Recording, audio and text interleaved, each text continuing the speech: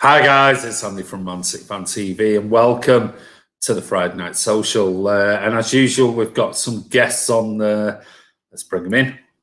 There he is, the man, hashtag legend. The Sorry, mate.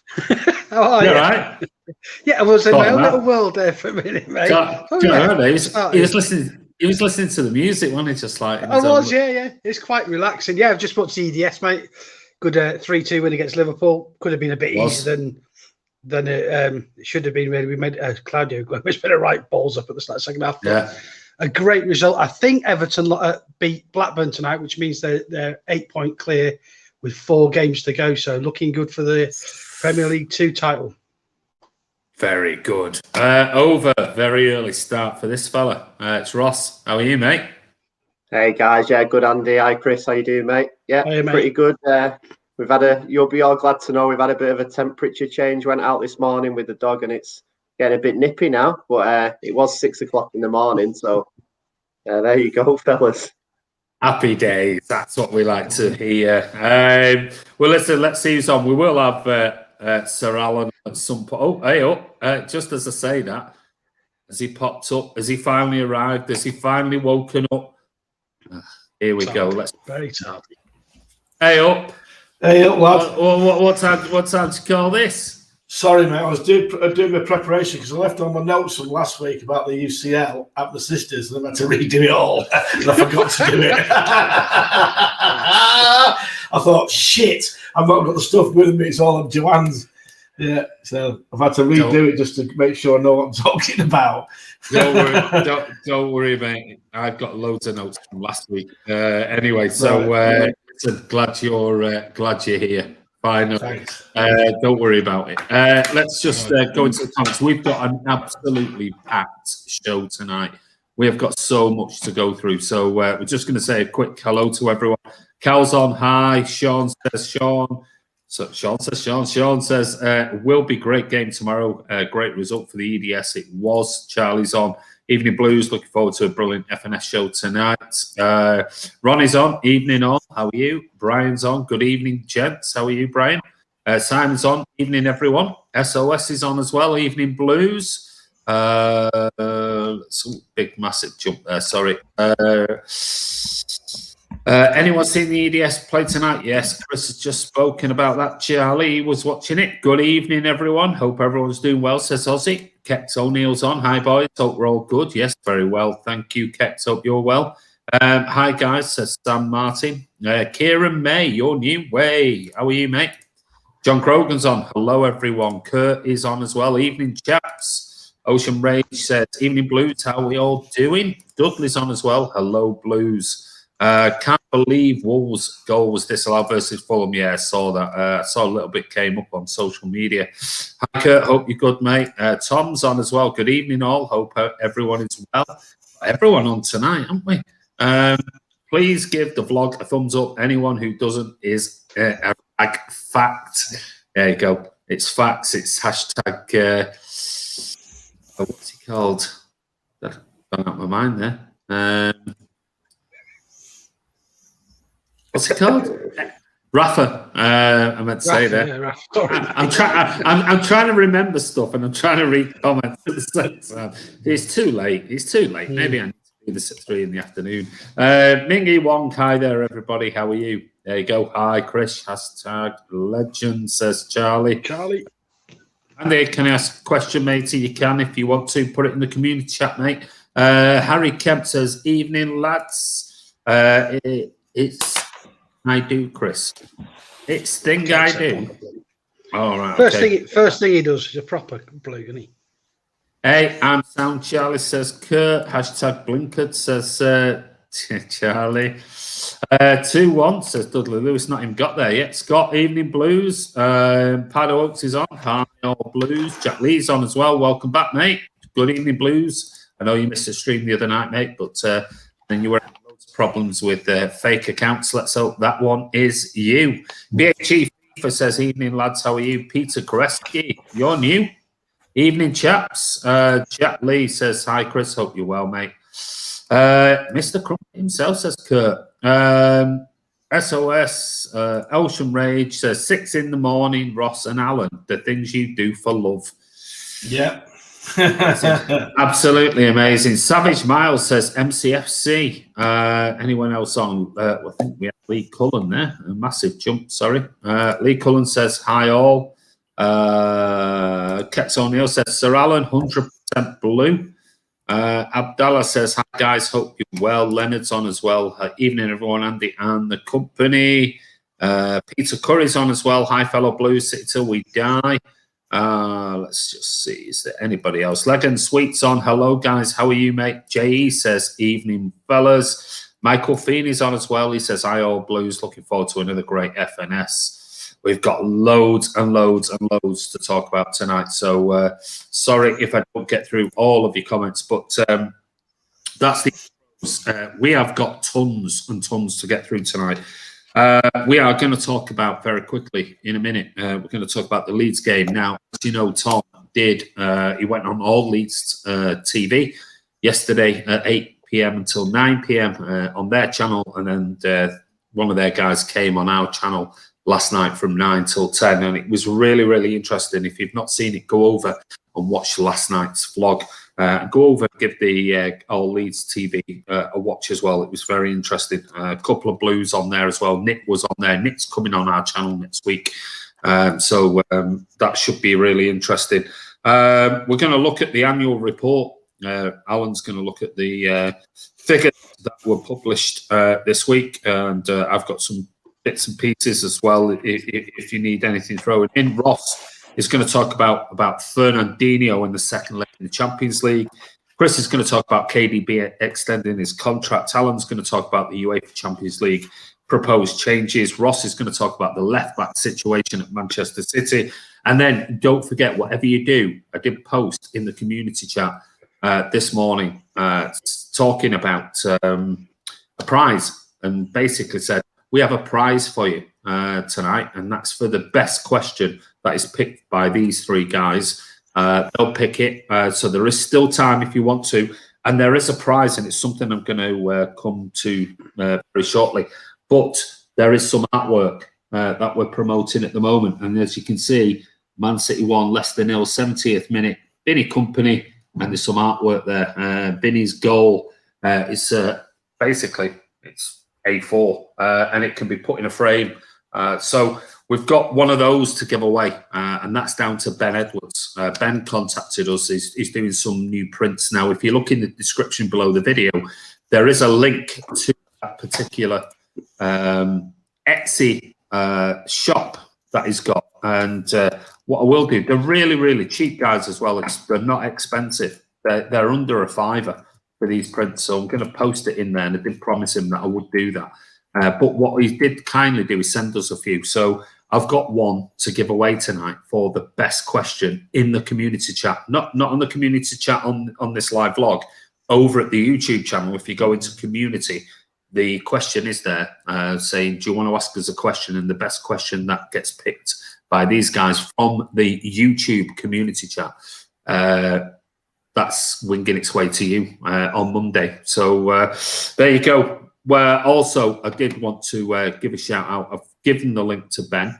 Like I said, it is in the description below, and we're going to push his website. That's the least we can do for a fellow blue and help him out. So one other thing I do want to say is people have been asking. We've got 71 on, so we may as well do it.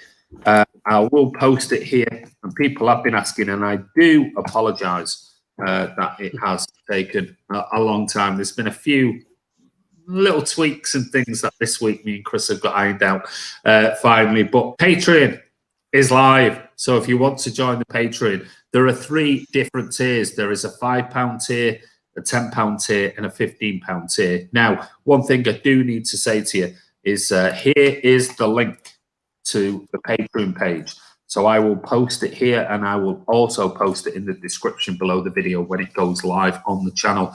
But that is the link to the Patreon page. Now, the Friday Night Social is going on to Patreon. So this is the last free, let's call it free, Friday Night Social for people to watch. So if you want to tune in next week with new guests and things like that on the Friday Night Social, you're going to have to be a Patreon member for that. Now, like I said, it's 5, 10, and 15, the different tiers. 5 sort of supports the channel and helps us sort of improve stuff and quality and get some new cameras and things like that. But it also gives you access to the Friday Night Social and shout outs and things.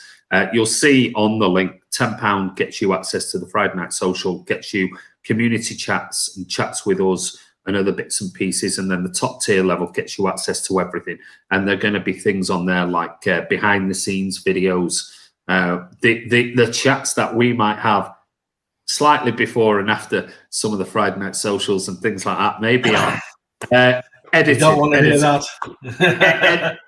Edited and with approval as well from the guys on there. So some of the chats on there are pretty lively as well. But you'll get access. If you're on the top tier level, you'll get access to everything, all the new videos, and there will be videos coming out nearly every single day on transfer news and all sorts of stuff that's coming up very soon.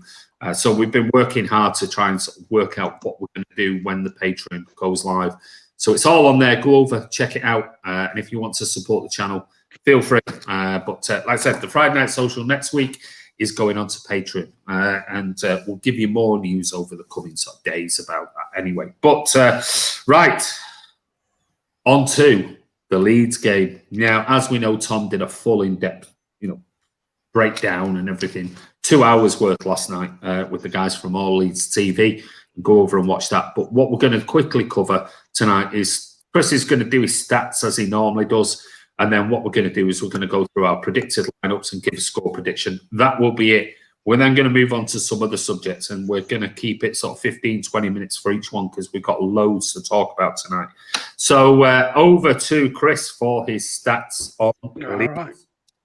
Okay, mate. So historically, mate, we've won 45. Leeds have won 42, and there's been 18 draws. So it's a pretty close affair between us. I haven't bothered, if I'm honest with you, to do recent results because Leeds haven't been in the Premier League for 16 years. So it seemed pretty pointless to do any kind of analysis on that.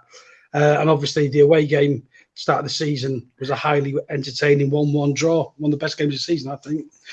Leeds last 10, they've won 4, lost 5, and drawn 1. Their last 5 away, they've won 1, which was at Fulham, which was their last away game, but lost 4 at West Ham, Wolves, Arsenal, and Leicester with no draws, scoring 5 and letting in 11.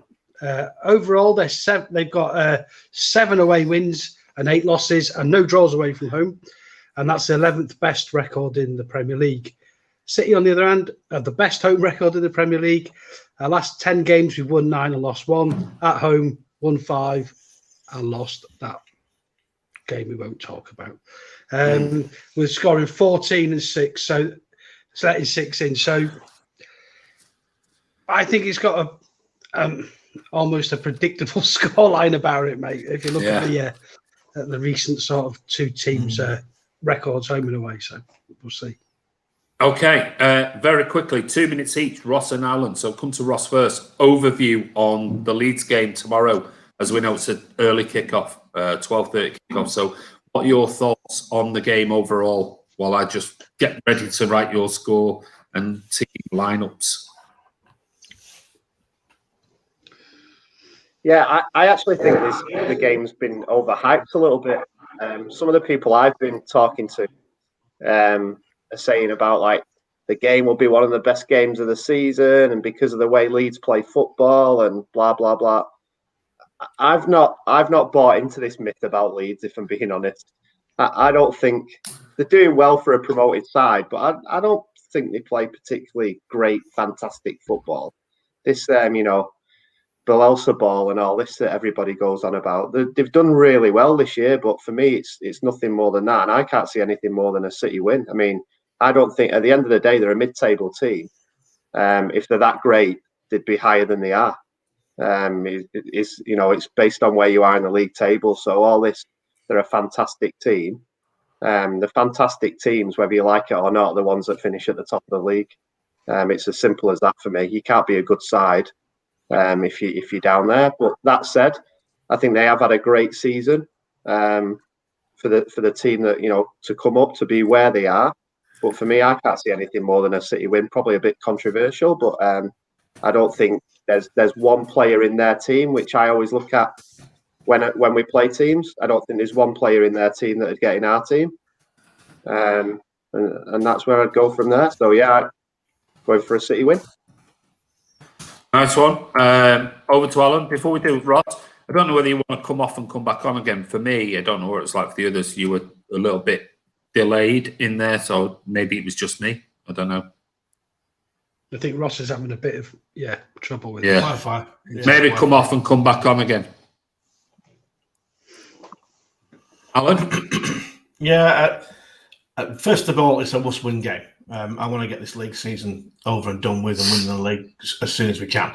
So I don't want any hiccups. And playing Leeds, I was interested to listen to what Pep had to say about Leeds in the beginning of the week. He turned around and said it's not ideal to play Leeds in the middle of 2 Champions League games because of the way Leeds play. We'll have to do a lot of running the way they play, which obviously will tire the players out. So that's why he's going to rotate. I think the team will be rotated big time. I think Leeds have done really well this year, considering they've just come up.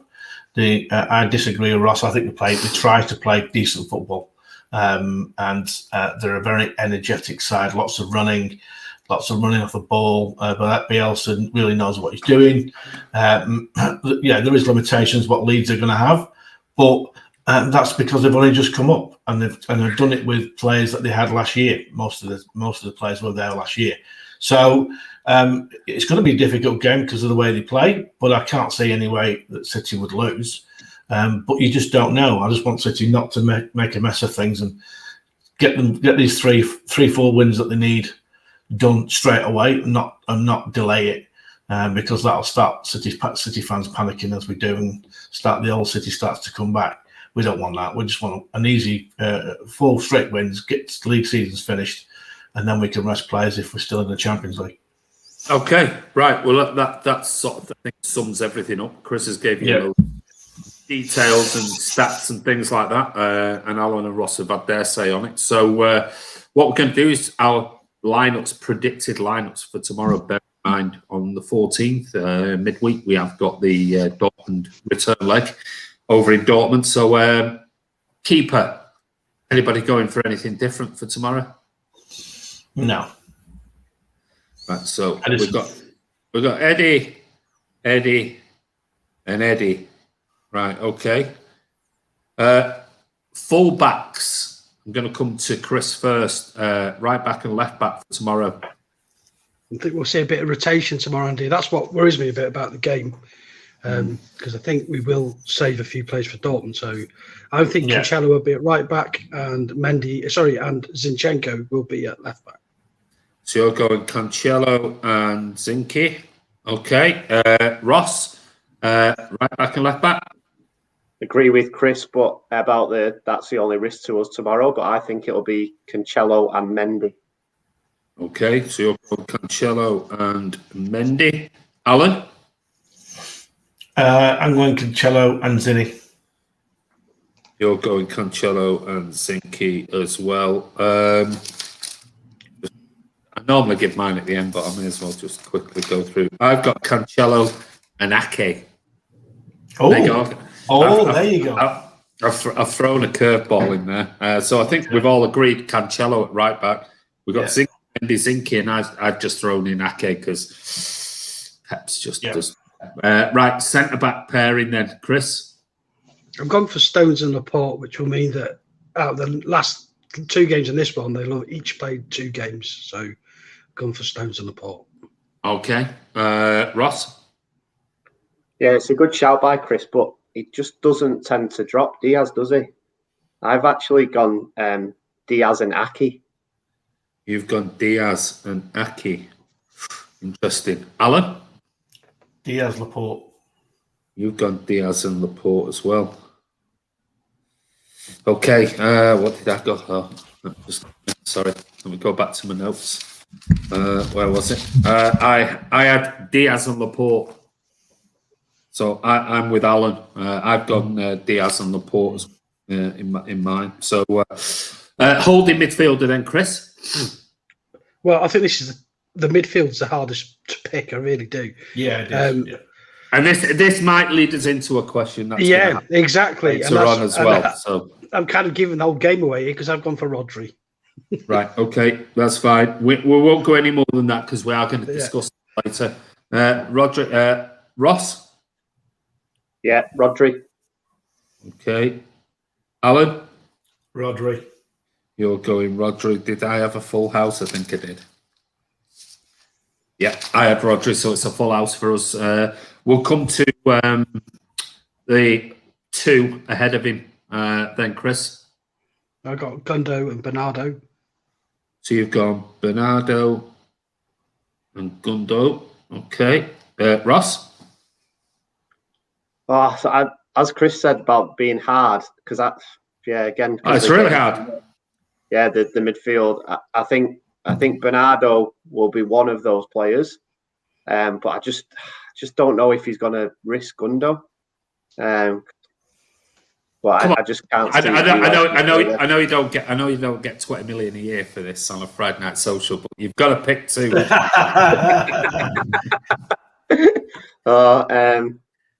I'm going to actually say KDB. KDB and Silva. Bernardo. Okay. Alan? I'm going to go for Gundo and Bernardo. You're going for Bernardo. Yeah. And Gundo. Okay, yeah. So you've gone the same as Chris. Yeah. You've gone KDB and Bernardo. What did I pick? I've gone Bernardo and Foden. There you go. Okay, he's playing Foden in midfield. Yeah. He played, really? Moved it. I'm just, I can't pick a team to save mine. So guys, I'm really confident if you put all our teams together, we'll get the starting 11. We'll get something. Yeah. That's why I just went left field for tomorrow, because I do think I think he thinks the Champions League on Wednesday. Is it Wednesday next week? It's going to be a really important game at 2-1. Right. Okay. Front 3 then. Chris. I've gone for Torres, Sterling, and Jesus. Side. Okay, so you've got Torres on the right. So Torres on the right, yeah. Sterling on the left, yeah, and then Gabby somewhere. Okay. Ross? I've gone Torres, Sterling, and Aguero. Okay, so you've gone Aguero, Torres on the right, Sterling on the left? Yeah. Okay. Should be interesting when the team lineups come out at 11:30 in the morning. Alan? Yeah. I'm going to go for Sterling on the left. Yeah. Sergio down the middle. Yeah. And Torres on the right. Oh, you're going for Torres as well. I think I did. I don't think I put him in the team. I'll be honest with you. I just think he's going to rest all the players. Yeah. Well, I've gone for Mahrez on the right, Sergio up front, and Sterling on the left. There you go. So my change was Torres on Mahrez, and that's it. Shows you what I know. It'll be absolutely nothing like that. But I think Ross said it. I think somewhere out of that lot, we'll get it. We'll get a team for tomorrow. Let's hope. Let's just quickly see what other people think. Scott Williams thinks Rodders, Bubblegum, KDB in there. Gunny and Bernardo, says Linny. Kurt thinks it's KDB, Bernardo. Got to rest Gundo. Conor Guerrero's on. He's wanting to know what the hell all four of you picked up me. Hi, everyone. Enjoy my when I lose City. Sup Blues, Tyrone's on. How are you? Gundo and KDB. Charlie, yeah, Chris, you've got the beers on me from now on. There you go. I'm sure that's Chris's long lost son somewhere along the line. I'm not sure there's a package to support Chris's beers. I know. I was going to say you better have deep pockets, mate. I wish my son had both my sons has good taste like Charlie. I'll adopt him. Foden, Jesus, and Sterling. There you go. Pep can't afford KDB playing. That's why I didn't put him in my team. And I don't think. We have. Oh, actually, no. Ross put KDB in, didn't he? In his team. It's one of those, though. You know what Pep's like. You know what KDB's like. Can't. Martin's on. He goes for Ederson, Cancelo, Laporte, Stone, Zinchenko, Fernandinho. He's gone for Ferna rather than Rodri, like we've gone for. Bernardo, Gundo, Torres, Aguero, Sterling. Tim Smith, 2-1 Leeds, Bamford 2 goals. Hey, Tim, how are you, mate? Good to have your jokes on the channel, mate. Ederson, Cancelo, Diaz, Laporte, Zinchenko, Rodri, KDB, Bernardo, Sterling, Jesus, Foden. He says 86 in the chat. Let's get to 100. Come on. Yeah, a thumbs up, mate. Charlie says, even my predictive text knows who I'm going in the lineup. Alan owns the beers every week of the day. Hit those like, guys. Don't forget, join me at 12 p.m. live tomorrow for the watch along. There you go. Early there with that. We were going to do it later, but there you go. Don't forget, 12 o'clock tomorrow. Martin is doing his live watch along. So don't forget, go over. And don't forget, go over. If you haven't seen the best bits of the watch along, there were nearly 5,000 watching. Watch the video. So, Alan, you want to say something quick? Yeah, just a quick one. People in Melbourne who are watching, the game's at 9:30, and it's at the Crafty Squire rather than the Imperial tonight. It's the 9:30 at the Crafty Squire, and that's due to the comedy festival being at the Imperial. So it's the Crafty Square on Russell Street. You on, mate? Yeah, hey? Ian Allen are at the. It's upstairs. It's upstairs. It's upstairs. Yeah, we're upstairs. We're upstairs. There's a side door that takes you upstairs, and that's where the Supporters Club are in the Crafty Square. There's a bar. There you go. Don't forget the discount, the $10 discount. Don't forget that. Yeah. And there's $10 discount. 10% discount on the beers. Yeah. Al, did you say Man United are at the Imperial? No. It's a comedy festival. Yeah, it's a comedy club. Club. Yeah, there's a comedy festival every year. In Melbourne. That's Thursday nights, mate. Thursday nights on Channel 5. Thursday's been changed to Rags Day now. Yeah, it has. Rags Day, yeah. But don't forget, if you are Melbourne Blues or you're a City supporter in Melbourne, whatever else, don't forget, it has changed. I did see the email that came through this morning to me about it. And don't forget, it's upstairs. And I think if you, I don't know, there's a $10 discount off your food and whatever. Yeah. That's what came through. Steve Barsley sent it through. Great. So go and read the email. Great, you've got like an app. You just show your number. There you go. That's it. It's an app or something. Yeah. But anyway, we're moving on to the score prediction. So, Chris, what's your score prediction for tomorrow? 3-1. 3-1. City. Ross. 4-0. 4-0. Ooh. Alan. 2-0, and Kuhn's going to get them both. Oh, he's going for 2-0 as well. I don't know, what did I go for? Mine was same as Alan. I've gone 2-0. 2-0, same as Alan. I've gone for 2-0 as well. So there you go. Let's see what anyone thinks in the comments. 3-1 City. Kurt thinks it's going to be 2-1 City. Aguero, he's confident he's going to play tomorrow. He thinks it's going to be 6-0. Sean thinks it's going to be 4-2. Ronnie thinks it's going to be 4-1.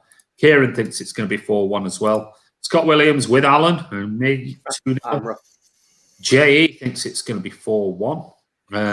Scott Charlie says, I'm going for 2-0. Last 4 scores I predicted right to bear in mind. There you go. 2-0 City. Adam thinks 4-0. Sergio first goal. Abdallah thinks it's going to be 2-0. Tyrone 13-12. Yeah. What a game that'd be. I don't care as long as it's 3 points. Man City 2, Leeds 0. Leeds going for same as me and you, Alan. So is Dudley. Yeah. Alex is going 3-1, same as Chris. Ozzy says, yeah, all good, thank you, Scott Williams, and she's doing really well, thank you. I hope you and your family are doing well. Ozzy, I don't know what that's about, but whoever she is, I hope she's doing well. FIFA Gamer is going for 5-0. I think it's going to be a tough game tomorrow. I think it'll be a bit tight, but I do as well. I do expect us to get 3 points, and that's all that matters. Right, moving on. We've done the intros, we've done the hellos, we've done the prints. If you haven't seen the beginning, don't forget, you can check out the links previously. You can buy these prints less than £5, and also there's one being given away tonight for the best question in the YouTube community chat, not the chat on this live stream. Go over to the YouTube channel, hit the community button, and below there, if you want to be in with a chance, I'll post this to you on Monday, wherever you are in the world. If the guys decide that that's that we're going to answer tonight, you'll win that prize, and I'll send it to you wherever you are. So we've done the Leeds game, we've done the lineup. On to Alan. We will be having a couple of questions, then we'll have a quick break before we wrap up with the final 3-4 questions. Yeah. Alan, you wanted to talk about the annual report that came out earlier this week. Yeah. Now, I was a bit shocked when I saw the result of the annual report that came out this week. I'll ask you your opinion after I finish making a statement here. Yeah, and I'll send some questions over to you guys. When I saw that, first thing I noticed is when I went into the details online of the report, the actual club report, to have a look, to dig into it, and the club posted £125 million loss for the 1920 financial year. Now, first of all, I thought, is that April? It's not. It's June to June, end of June to end of June. Okay, so that made a difference to the figures as far as how they report it. Okay, now the club the year before made a profit of 10 million for 18-19 season. Okay, now this time they've gone down in revenue by just over £60 million. Okay. No, 57 million. It's 11. No, 60 million. 57 million. 11. Yeah. And a lot of that was down to obviously no crowds coming in from March till June period. Okay. Yeah. And the loss of revenue coming from the last quarter of the season, which was played for the quarterfinals and the end of the season. Okay, so the quarterfinals, if you remember, were played in the June period, and the end of the season was played from end of March right through to the May period rushed in. Okay, so you had that missing, so that was contributed for the also. You also had Premier League money and TV revenue down because of that, and the quarterfinal prize money came in, and Premier League money came in after June. Okay, so that's contributing, adding on to the nearly 60 million loss of that from that. So it goes into next year's figures, not this year, not the 2019-20 years figures. So that'll add to next year's figures. The costings and wages have gone up. Was the biggest thing that I noticed. Okay. Yeah. So the City have increased they've got off-field staff of nearly 300 people, 300 staff. Okay, that's gone up by quite significant, nearly 100 people from the year before. Okay, I think that's classed as other expenses, which has gone up. That's right, 27 million. But the biggest factor is City did not furlough their staff. They paid their staff in full during that period of the COVID. Okay. So they're paying the staff when they've got no revenue coming through the door, or hardly any revenue coming through the door. Okay. And obviously FFP are going to be combining the seasons 2021 and last season into put an average of their financial results, which that's what they'll look at. Now, FFP have basically said they're holding on to. FFP doesn't count this year, but it will count the next year, and they're going to do it on average. That might change because they didn't envisage COVID to go on for 12 months or more. Okay, so I've got a sneaking feeling that that'll carry on till next season's figures and the seasons after. City are looking to try and make profit the year after, but they talked about the Sane and Angelino transfers. Okay, we're talking we're talking quite a lot of money there that hasn't been counted in this year in last tax year's figures. So that's going to go into, which is around about 60 million. Okay, which will go into next year's figures as well. Okay, that has not been counted. So if you look at it on the point of view that you've had the Champions League money quarterfinal, the Premier League money, the TV and match revenues for at least 3 or 4 months there have really made an effect on the club's revenue, bringing it down to 120 million. Now it remains to be seen to see what UEFA are going to do with FFP as far as how they're going to kind of. The one thing they will do, there'll definitely be an FFP, but how that works is still very much in the air because there's going to be some changes.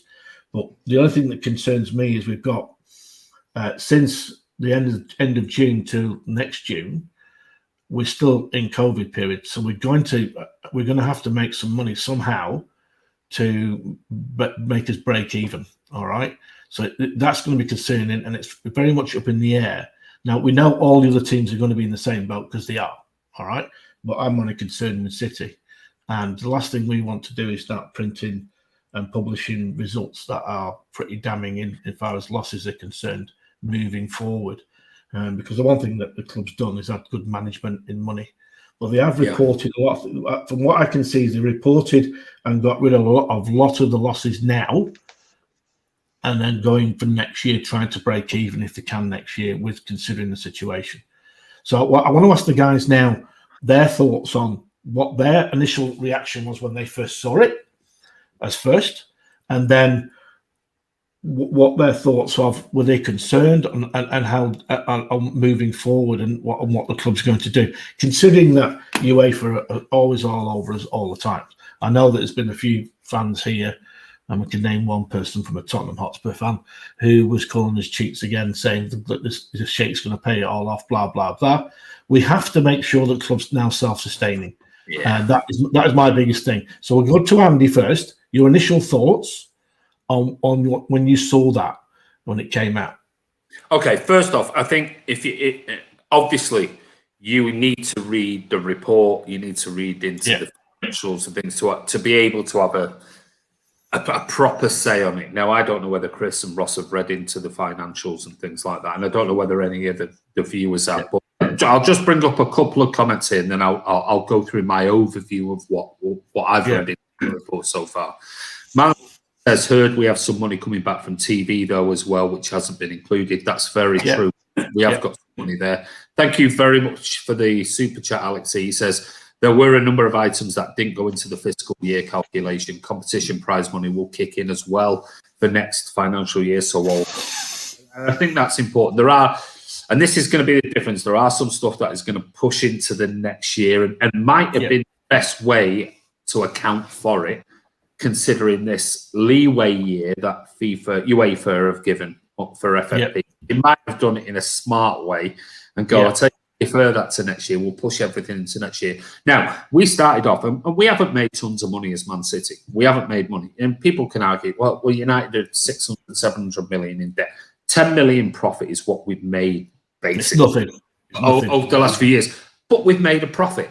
So as operating point of view, we're not borrowing money and things like that. We've gone from 10 million in profit to 125 million loss in one season. And that doesn't look good. It doesn't look good. And I'm sure the owner and everybody else, Caldoon, looks on that and thinks, that's a big hit in 1 year. Revenue fell by 11%, 57 million from 535 million to 478 million. And that's, you can understand why from what you said, Alan. Expenses increased by 14%, 81 million, which that's one of the things with players and wages. We have now got the highest wage bill in the Premier League by about 30, 40 million quid a year.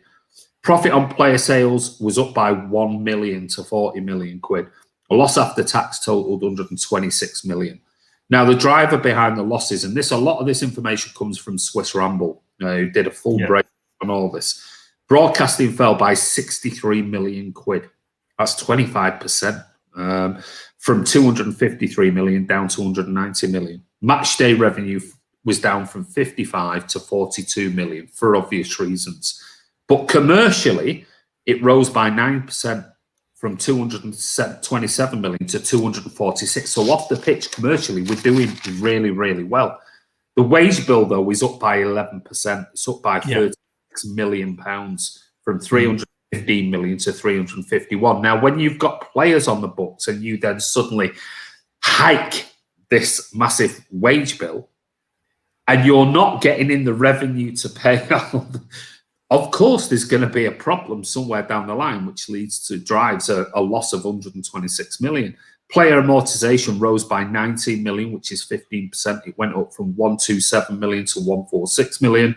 And the other expenses you said about the external staff went from 105 to 132 million pounds. Yeah, but massive. All clubs have been adversely impacted by COVID. With no fewer than 9 in the Premier League posting losses above 50 million pounds today for the 2019-20. Everton have reported a larger loss than Manchester City, 140 million pounds. Where's the outcry from the media over Everton losing 140 million? But when we lose 126 million or post losses of 126 million, it's everywhere. It's this, that, and the other. It's on Talk Sport. It's been Everton, 140 million losses. We're still waiting for the LFC. We're still waiting for Liverpool's to be posted and see what their accounts are and things like that. So overall, for me, it's going to impact. But I do think there is subtly something different about the way we posted and accepted losses. But the way we're going to, the Douglas Luiz, the Fabian Delph, don't forget, you mentioned about Leroy Sané, don't forget Otamendi, he's included in that as well. So Angelino. That's all going into next year. So I think City have been quite smart, knowing that all clubs are going to take a hit. We've took a massive hit. There's no getting away with that. We can't sort of shy away from it going, oh yeah, but it's all going to be all right. They reckon that next season, when we post next season, we'll be back to where we were last season. And considering we're at a year with no revenue, basically, I think to be in a position where we were, if we can break even or make £10 million profit next season's accounts, I think that'd be an amazing achievement by the club. Even though we've massively increased the wage bill, and as we know, we're going to talk about Kevin De Bruyne's contract. That's going up. Then we've got Raheem's coming up, and we've got that's going to increase on it. But ironically, Manchester City out the Premier League made the most money out of commercial revenue from European football, Champions League football than any other club in the Premier League. Miles more, about 40, I think it was about 45 million more than the next one, which was Liverpool and more. That just shows you our appeal across Europe, and that's been consistent over the last 4 years. So I don't think it's anything to worry about. I don't think it'll affect transfers. I just think it's a big hit, but I'm hoping that the majority of that, what we'll see next season, I think where we can improve is certainly the selling of players. When we sell players, I personally think this has shown a hole in the way City have done business as far as selling players, and they've got to improve that. Yeah, maybe. When you look at player sales, the difference being I was like I said, if you want to check it out, go over to Swiss Ramble on Twitter. That's all I'll say. Go over to Swiss Ramble. You can read the whole breakdown of everything, stats, graphs, you name it. And I read through it all yesterday and went through notes and things on it. We sell nowhere near. No, we make nowhere near the money that Liverpool, everyone else do on player sales, because we don't sell that many players. And somebody posted below the Swiss. Well, all right. Imagine if we sold a Raheem Sterling, like Coutinho's sale, and we sold Phil Foden and we sold this, there's 250, 300 million quid that goes in the bank account. But we don't sell players. We don't sell our best players. So we keep them on the books, and that's the thing. So I'm not worried. It is a big loss, but I think the club are quite confident for the future that it'll be reversed anyway. Yeah, hopefully. I'll be right. Chris, what was your initial thoughts when you saw it? I'm not really a financial sort of person. I've done the same as Andy. I've gone and read what Swiss Ramble said and still like going, man, I don't really know what he's on about. But, you know, generally, I mean, if we're losing 63 million from TV revenue, that's half of it, isn't it? So, you know, if you're going to then chuck on Sane's 50 million, Angelino, Otamendi, then it's breaks even, doesn't it? Almost. Maybe I'm looking at it too simply. I probably am. I suppose the one thing that I would say that was a little concerning is the quite a big rise in the wages, but that's the wages of 400 whatever people it is that's not player wages. Although they will account for the vast majority of that. That was a bit sort of surprising to see it go up that much. With Sergio leaving, as we know, possibly Fernandinho going, they're two of our higher wage earners. You know, that's going to save a lot of money a year. And I agree, really. And it's not so much that we don't lose our good players, do we? We need to. I do think we need to lose some of the sort of prospects, like Philippe Sandler. He played for the EDS now, actually, for half a game. Pointless signing, really, for us, because he's out. I think he's out of contract this year. Never had a game. I think. Where's he from? Moreno, is it? Marlos Moreno. I think his contract runs out this. We bought him when we bought Gabby. Yeah, and I just Moreno was supposed to be the better player than Gabby. Well, I don't even know if he set foot in Manchester, let alone play for any of the EDS or anything. So and there's quite a lot of players. You got Patrick Roberts, you got Pedro Porro. I think is going to be signed by his. I can't remember which Spanish club he's at actually. You got Jack Harrison. You got Muric never plays. There's quite a few players. That we need to just get off the books, really. There's no point having them because most of them aren't on loan at any of our feed. The CFG clubs, so they're elsewhere. So that's what I'd like to see. If money. Sorry, Chris. Sorry, mate. No, go on. I was just saying we had a big purse before last, didn't we? It was like 150 million. We got rid of tons, but last year we don't seem to have got rid of hardly anybody. We've had Angelino loans out, Sane's gone, but the year before I think we had 150 million of our youth team EDS, all the people on loan they got rid of and sold, and that does add up, and yet we still got this big bulk of players still out on loan all over the world that if we needed that to recoup 100 million, let's say, to balance the books, not that we have to balance the books because all teams are in the same situation, but if we absolutely we want 150 million for Haaland, well, we could sell 100 million pounds of players, probably, no problem whatsoever.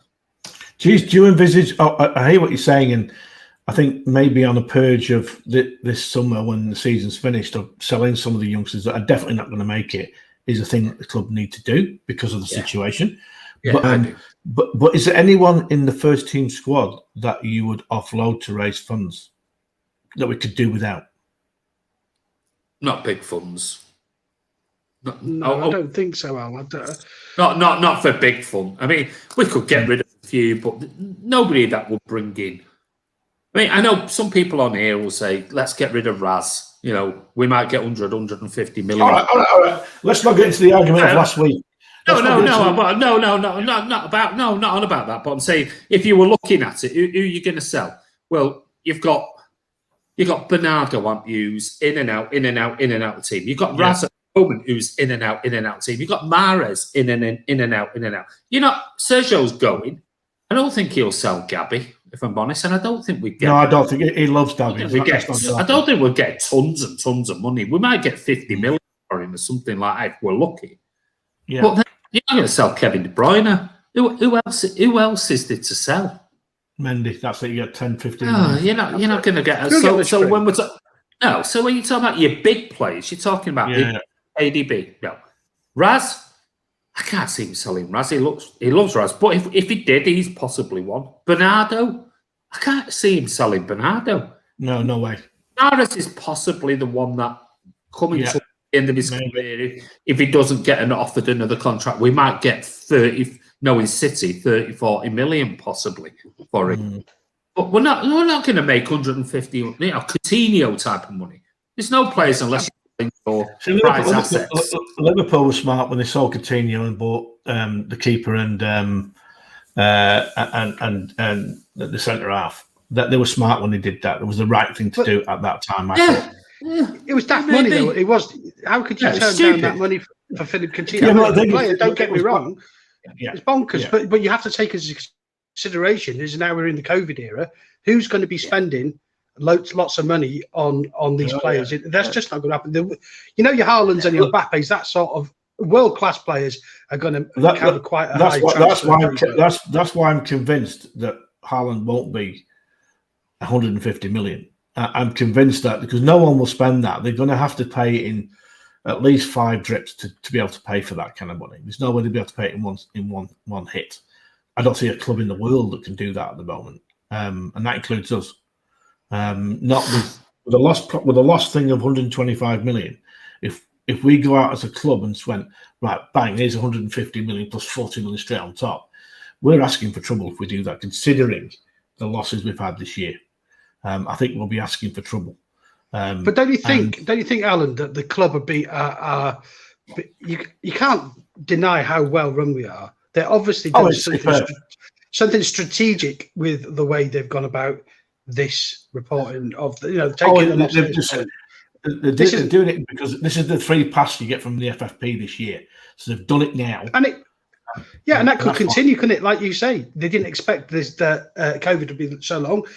Nobody knows yet if we're going to have full stadiums next year. And in Europe, they could be further behind us because of the vaccine program. Oh, they are. They are. So they can't introduce FFP just for English clubs and subsidise the European clubs. I think it's going to be next year before stadiums could get anywhere near reasonably full. I think it's going to be 2022, definitely. And the best thing that UEFA could do is just drop FFP at this point and say there will be a revised version when we're back to playing proper football. And all this, it was, you go back before FFP came in. What clubs lost and made in a season was irrelevant. It's only FFP that's made it relevant, So until European football's back on its feet fully, then he reintroduce what areas they're intending to bring in. I agree. Okay, let's get to just some of the comments and move this on. Scott says, I don't want Aymeric to go, but is he fully 110% into the project? And the question was, who's the biggest asset to sell?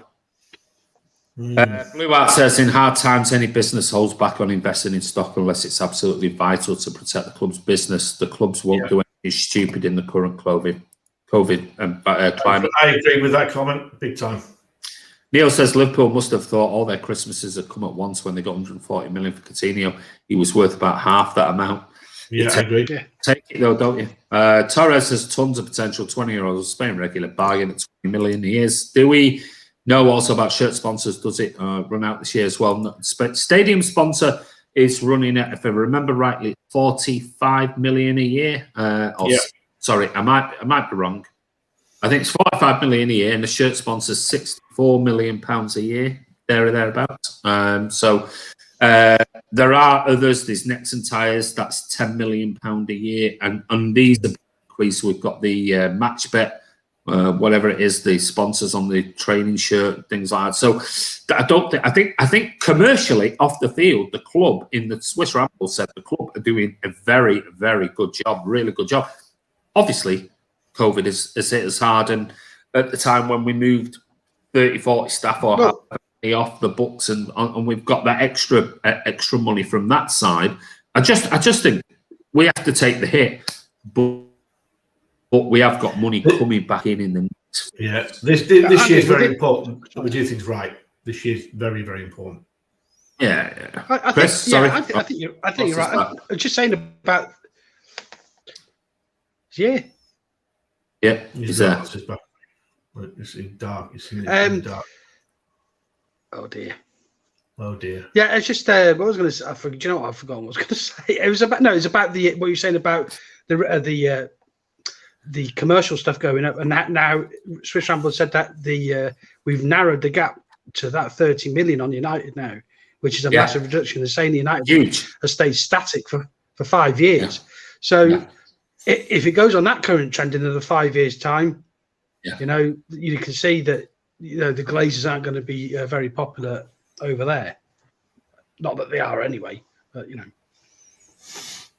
Right. Okay. So that is. I'll bring Ross back in. He was just pausing. He's back. Andy, did you see that comment from Nathan Clark about UEFA will allow owners to put money into their clubs at this time? Is that correct from what's that? From Nathan? There's a comment from Nathan Clark. And I did read something about that last year. It says UEFA should allow owners to put their own money into their clubs to fill the loss. Not going to happen. It ain't going to happen. It's not going to like that. I don't think that's going to happen at all. No, I don't. Well, under current FFP rules, I don't think you're allowed to do that. No, you're not. I think unless some new rules come out, I don't think it should allow owners put in. I don't think you can do that as it stands. I wouldn't worry too much about the losses. The losses, they are big. There's no getting away from it. Everton, though, lost 140 million. So you only have to look at where we are, the transition into next season's financial accounts. I don't think there'd be any problems. Caldoun, Ferrano seem very, very confident that we'll be back to where we were last season. Maybe a 10 million, maybe a break even, maybe nothing. But I'll tell you what, it's a damn sight better than your owners taking out 230 million in the last 5 years just to line their own pockets and their own American investments and putting your 700 million in debt. I'd rather us be break even and not make any money than pile debt onto the club. So we're in a good position. We'll be absolutely fine. And if we need to sell, we'll sell. It's that simple. The businessman at the end of the day. Right. One more question before we have a break. This is on to Ross. And this is all about what we discussed earlier about that midfield CDM. So over to you, Ross. I think it's probably a Chris and a Ross question. I think we both had exactly the same question. So, Chris, if I come out with it and if you want to add anything, jump in. But so I think after the last game and the last few performances where they played, when we look to Wednesday night, my personal view, I suppose, going for the question is that Fernandinho needs to play in that game. And I know people straight away jump out and say, he's got a book in if he gets booked, blah, blah, blah. But I think it's about getting through. And I just think the game and performances showed that he's the man for the game like that. So the question more should it just be Ferna? Should it be Ferna and Rodri? Or should it be just Rodri? And obviously, based on your answer to those three questions, if you like, why? So I'll start with Chris because I know we were both talking about this one. I would play Rodri on Wednesday night. I thought we looked quite weak through the middle, which was surprising against Dortmund. There's a couple of 3 occasions where they managed just to go straight through the midfield and where no way Fernandinho would allowed that to happen. I would play Fernandinho. I think the problem if he plays Rodri alongside him is what's he going to do with the rest of the team as a system?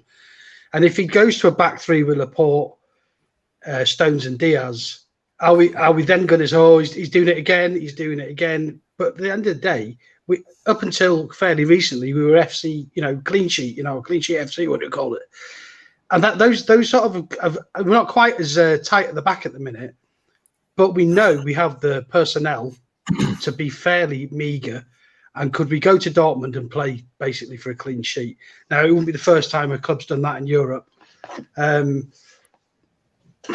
think the one point I would say about that is when you have got somebody like a Haaland in your front line, he could get a goal out of nothing. I think, he's such a big lad, a cross into the box or something like that. He just might be the tallest player in the right position, and there's no chance. So, yeah, Dino for me definitely starts against Dortmund. And I probably would play Rodri as well. Alan? Well, first of all, Rodri was probably played his worst game in about 4 months in midweek. It was awful. They outpressed him. He was all right in the second. Oh, mate, he was awful, and it was shocking. So you knew that was coming, Ross. You can see from his reaction. You knew better of you that was coming. I just feel that we were outpressed last week in midweek at times in midfield.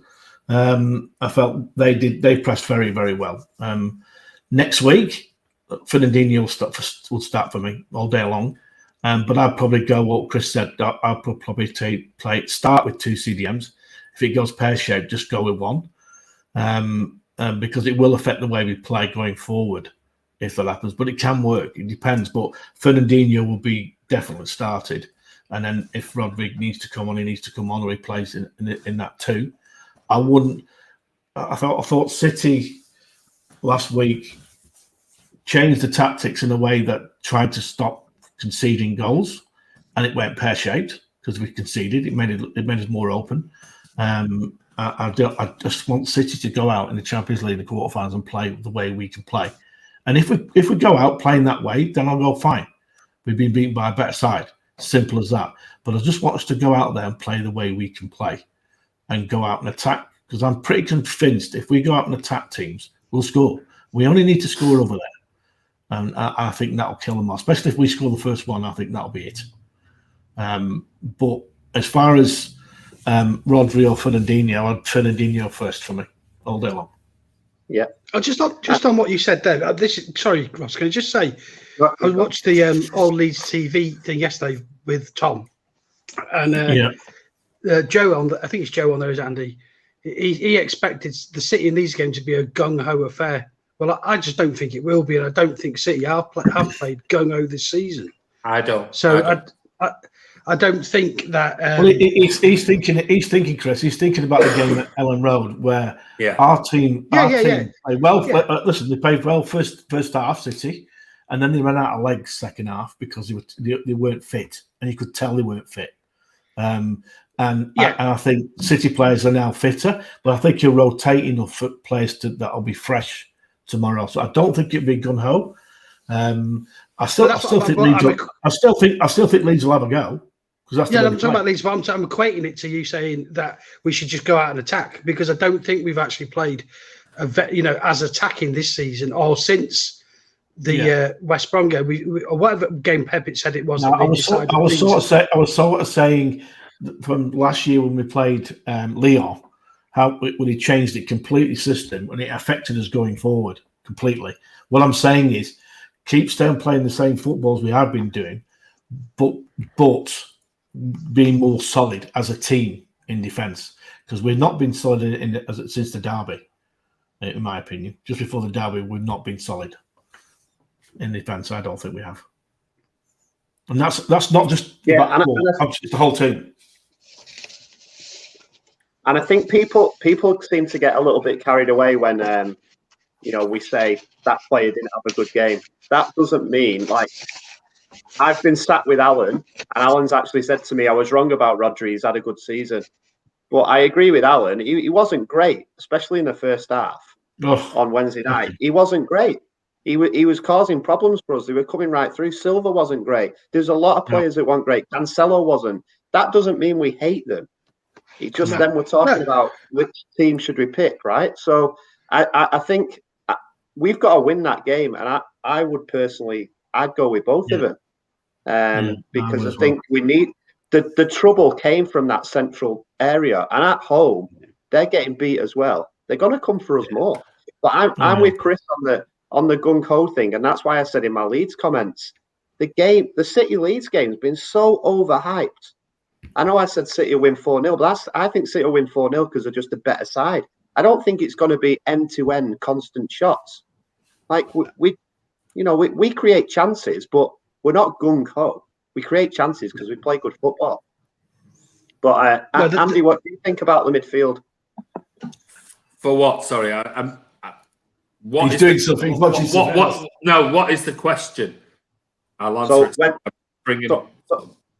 Wednesday, because of looking at previous games, looking at the match this week, would you go with Rodri and Ferna, or Ferna for tomorrow? No, Borussia Dortmund. Dortmund. Sorry. Well, I had Rodri simply tomorrow because I'd have Ferna on Wednesday. That's why I put. If Ferna plays tomorrow, I'd be surprised if he plays. Yeah. He might do because it's 4 days. He might do. He might play Rodri and Fernandinho. He might play Ferna tomorrow, and he might play Ferna and Rodri. A bit of sort of doubling up with the pair of them. I'd be surprised if he does, because I still think Pep thinks he can go to Dortmund and score 2 more goals at least. So I don't think Pep's. I think he's learned his lesson. I don't think he'll go there and try and shut up shop. I think he'll go there, go solid, and I agree with some of the comments that came out from the other guys about we don't play the way we did when we first played Leeds earlier on in the season. We've got tactically, we changed. We're rotating the ball more. And I think a great comment, I think it was from Neil Hanstock, said earlier that put up, that's why we are so fit and rotating the team and everything else, because tactically we're just keeping the ball better. We're reserving energy. We're rotating the team. We're not getting as many injuries, and we're not as gung-ho as we have been in the previous seasons. We are. Well, if the pass isn't on, just keep it, take it back, make them run for it, make them run around, An opening will come because you're technically better than this team. An opening will come and you'll take your opportunities. And if you don't, that's on you as players. So Pep's changed the system. So for me, I would play Rodri tomorrow and I would play Ferna on Wednesday. Only because of the experience. It's a massive game at 2-1. If it was 2-0, I think you could probably go Rodri, no problem, play Ferna tomorrow. But because it's still 2-1 and if they were to get an early goal, we're in deep shit. Yeah, well, no, I don't think we're in deep shit, but I just think it makes it a little bit nervy if you get the first goal. And I think sometimes you might need a little bit of a cool head in there, and Ferna's there and done it. But I think I'm quite confident we can score 2 goals against that defence. We should have scored 4 or 5 the other night. We should have. Foden missed 2 glaring opportunities. Mahrez missed 1. So let's face it, the players need to take a long, hard look at themselves the other night, because thankfully Foden looked relieved that he got us the winner, and thank God he did, because not that he would have got any stick because he's from Stockport, but if that would have been Raheem Sterling doing it, sorry, I'm only joking, he would have, in all honesty though, he would have got absolutely slated if that was Sterling and we drew 1-1. He'd have to beat the man to do it, though, Andy. Yeah, I know. I'm not getting into that, but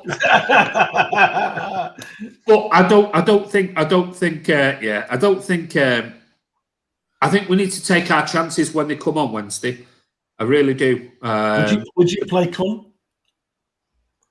Just say no on Wednesday night. Wednesday. If you get a chance on Wednesday, start him. Rather have Kun, Start him on Wednesday. Would you play him at least half a game? It depends on how the game's going. Yeah. I think another big thing. I won't start him. I'd play with that rotational. It caused them so many problems. It's just we didn't finish the other night. That was the problem. Yeah, true. One thing I will say. Go on, Chris. Go on. Home advantage is really minimal, right? You sell. It's nothing. Yeah, it's negligible. PSG went to Bayern Munich and scored 3 goals. Yeah. You played it in front of nobody, mate. It's basically the best team wins. You might have a negligible sort of advantage from being at home. So that doesn't really fear. There's no fear of going to Borussia Dortmund. Do you know what I mean? Yeah. And as they're going anywhere, really. Yeah, no, I absolutely agree with that. Blue Art says Pep will have his Subbuteo set out right now, sorting out the tactics for tomorrow and Wednesday. Too fast and young to play Ferna. Oh, he thinks maybe too quick. I actually think, I'll be honest with you, I think Ferna is quicker in the mind positionally than Rodri. Without doubt. I don't think Bellingham would have had the game that he had the other night if Ferna was there. He wouldn't allow it. He would have cut off the spaces and he'd be up his backside. He would have been kicking him all over the place. He would have been. I think that's the only thing with Rodri is he does get caught on his heels a little bit. Don't get me wrong. He doesn't read danger as well as Ferna. Yeah, but two different players, Alan. Rodri's in the infancy of his career. Ferna's been there and done it at the highest level. And it's an I would still have Fernandinho in world football. If you said to me, pick anybody in world football to be your CDM tomorrow in the biggest game of your life this year, I would pick anybody other than Fernandinho. Yeah, I agree with you. That's how good I think he is. Not even David. You won't pick Louise or Kante. No, it's true. I honestly, if you said to me, you've got the biggest game of your life tomorrow, Champions League final, if people think that's the biggest cup, it's the Champions League final against Barcelona, Real Madrid, Man United, whoever it is that you want to pick. And you said you can have one CDM in your team to face that team right in the world. I would have Fernandinho every single day of the week. I can't think of... Carl Blundell said Joshua Kimmich. You don't play in a CDM role like Fernandinho does. No, he doesn't. I think you made it a good point there, Andy, about Bellingham would have come off with lots more bruises. Oh, God, yeah. If Fernandinho had played. And he played really well, to be fair to the lad. He really was did. Superb. Yeah. For his age, he's an awesome talent. Oh, brilliant. Yeah. Absolutely I think brilliant. What Ferna gives you as well, and we've mentioned a couple of things, but that game, and Andy, I think you mentioned the word about experience. Ferna's our captain. You listen to anyone at the club. Yeah. And I think as well, if you've got, and same Andy, I picked Rodri because I think Rodri can play two games, which is why I've then said maybe. And I think as well, with those two in the team, if you've got players like Foden and KDB, they've got a whole lot more license to do what Pep wants them to do with creation. Yeah. Yeah. And the back four's got more protection with those two. So not only have you got protection in the back four, not only have you got creative players being able to create, you've got a captain on the pitch who sees a 17-year-old lad and goes, "Hiya, mate, I'm Fernandinho." That's pretty much what it's like. And also, he'll be the one who goes after Haaland. He'll be the one which he won't be bothered about a booking. If Haaland's on the halfway line breaking through, who's the player who would bring him down? Who was the player in our team the other day that didn't bring anyone down when they needed to when Bellingham was burnt? And take that booking.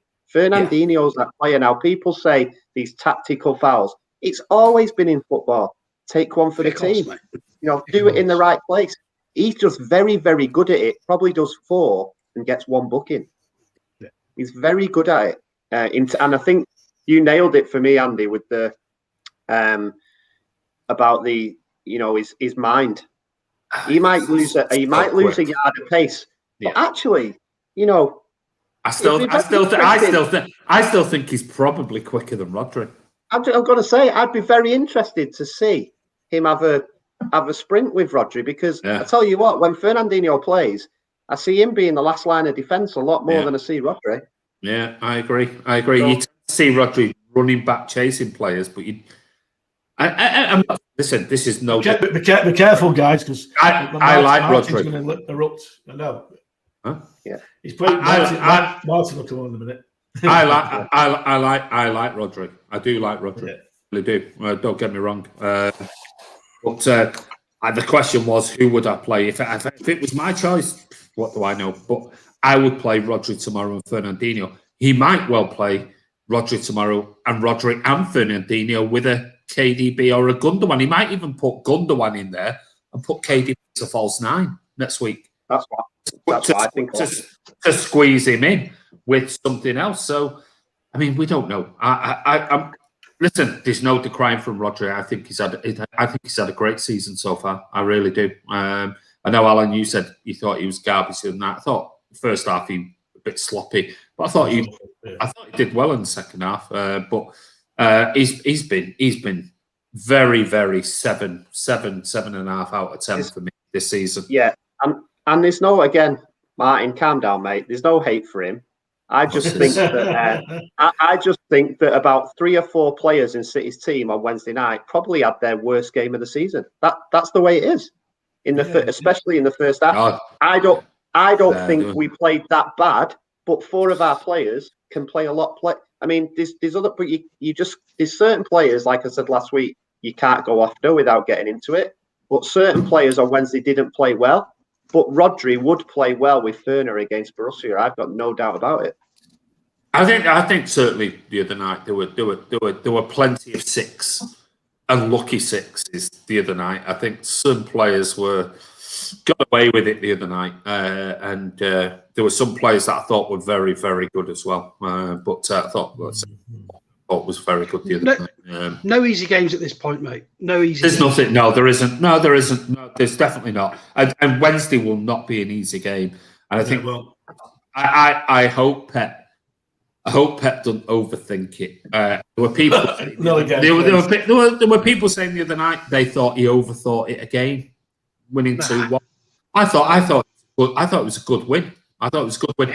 Again, I think the players, and this is the thing.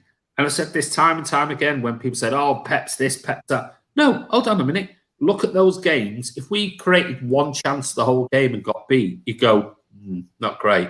But we are normally creating 5, 6, 7 really good chances. The players don't take it. That's not Pep's fault. That's the players' fault. Look at themselves and go, I had a fucking shocker tonight. I should have buried 2 of them at least. Foden probably looked at me. You saw the way he reacted after his goal. It was because he knew I could put this quarterfinal to bed tonight. Thank God. And isn't that got great? The winner.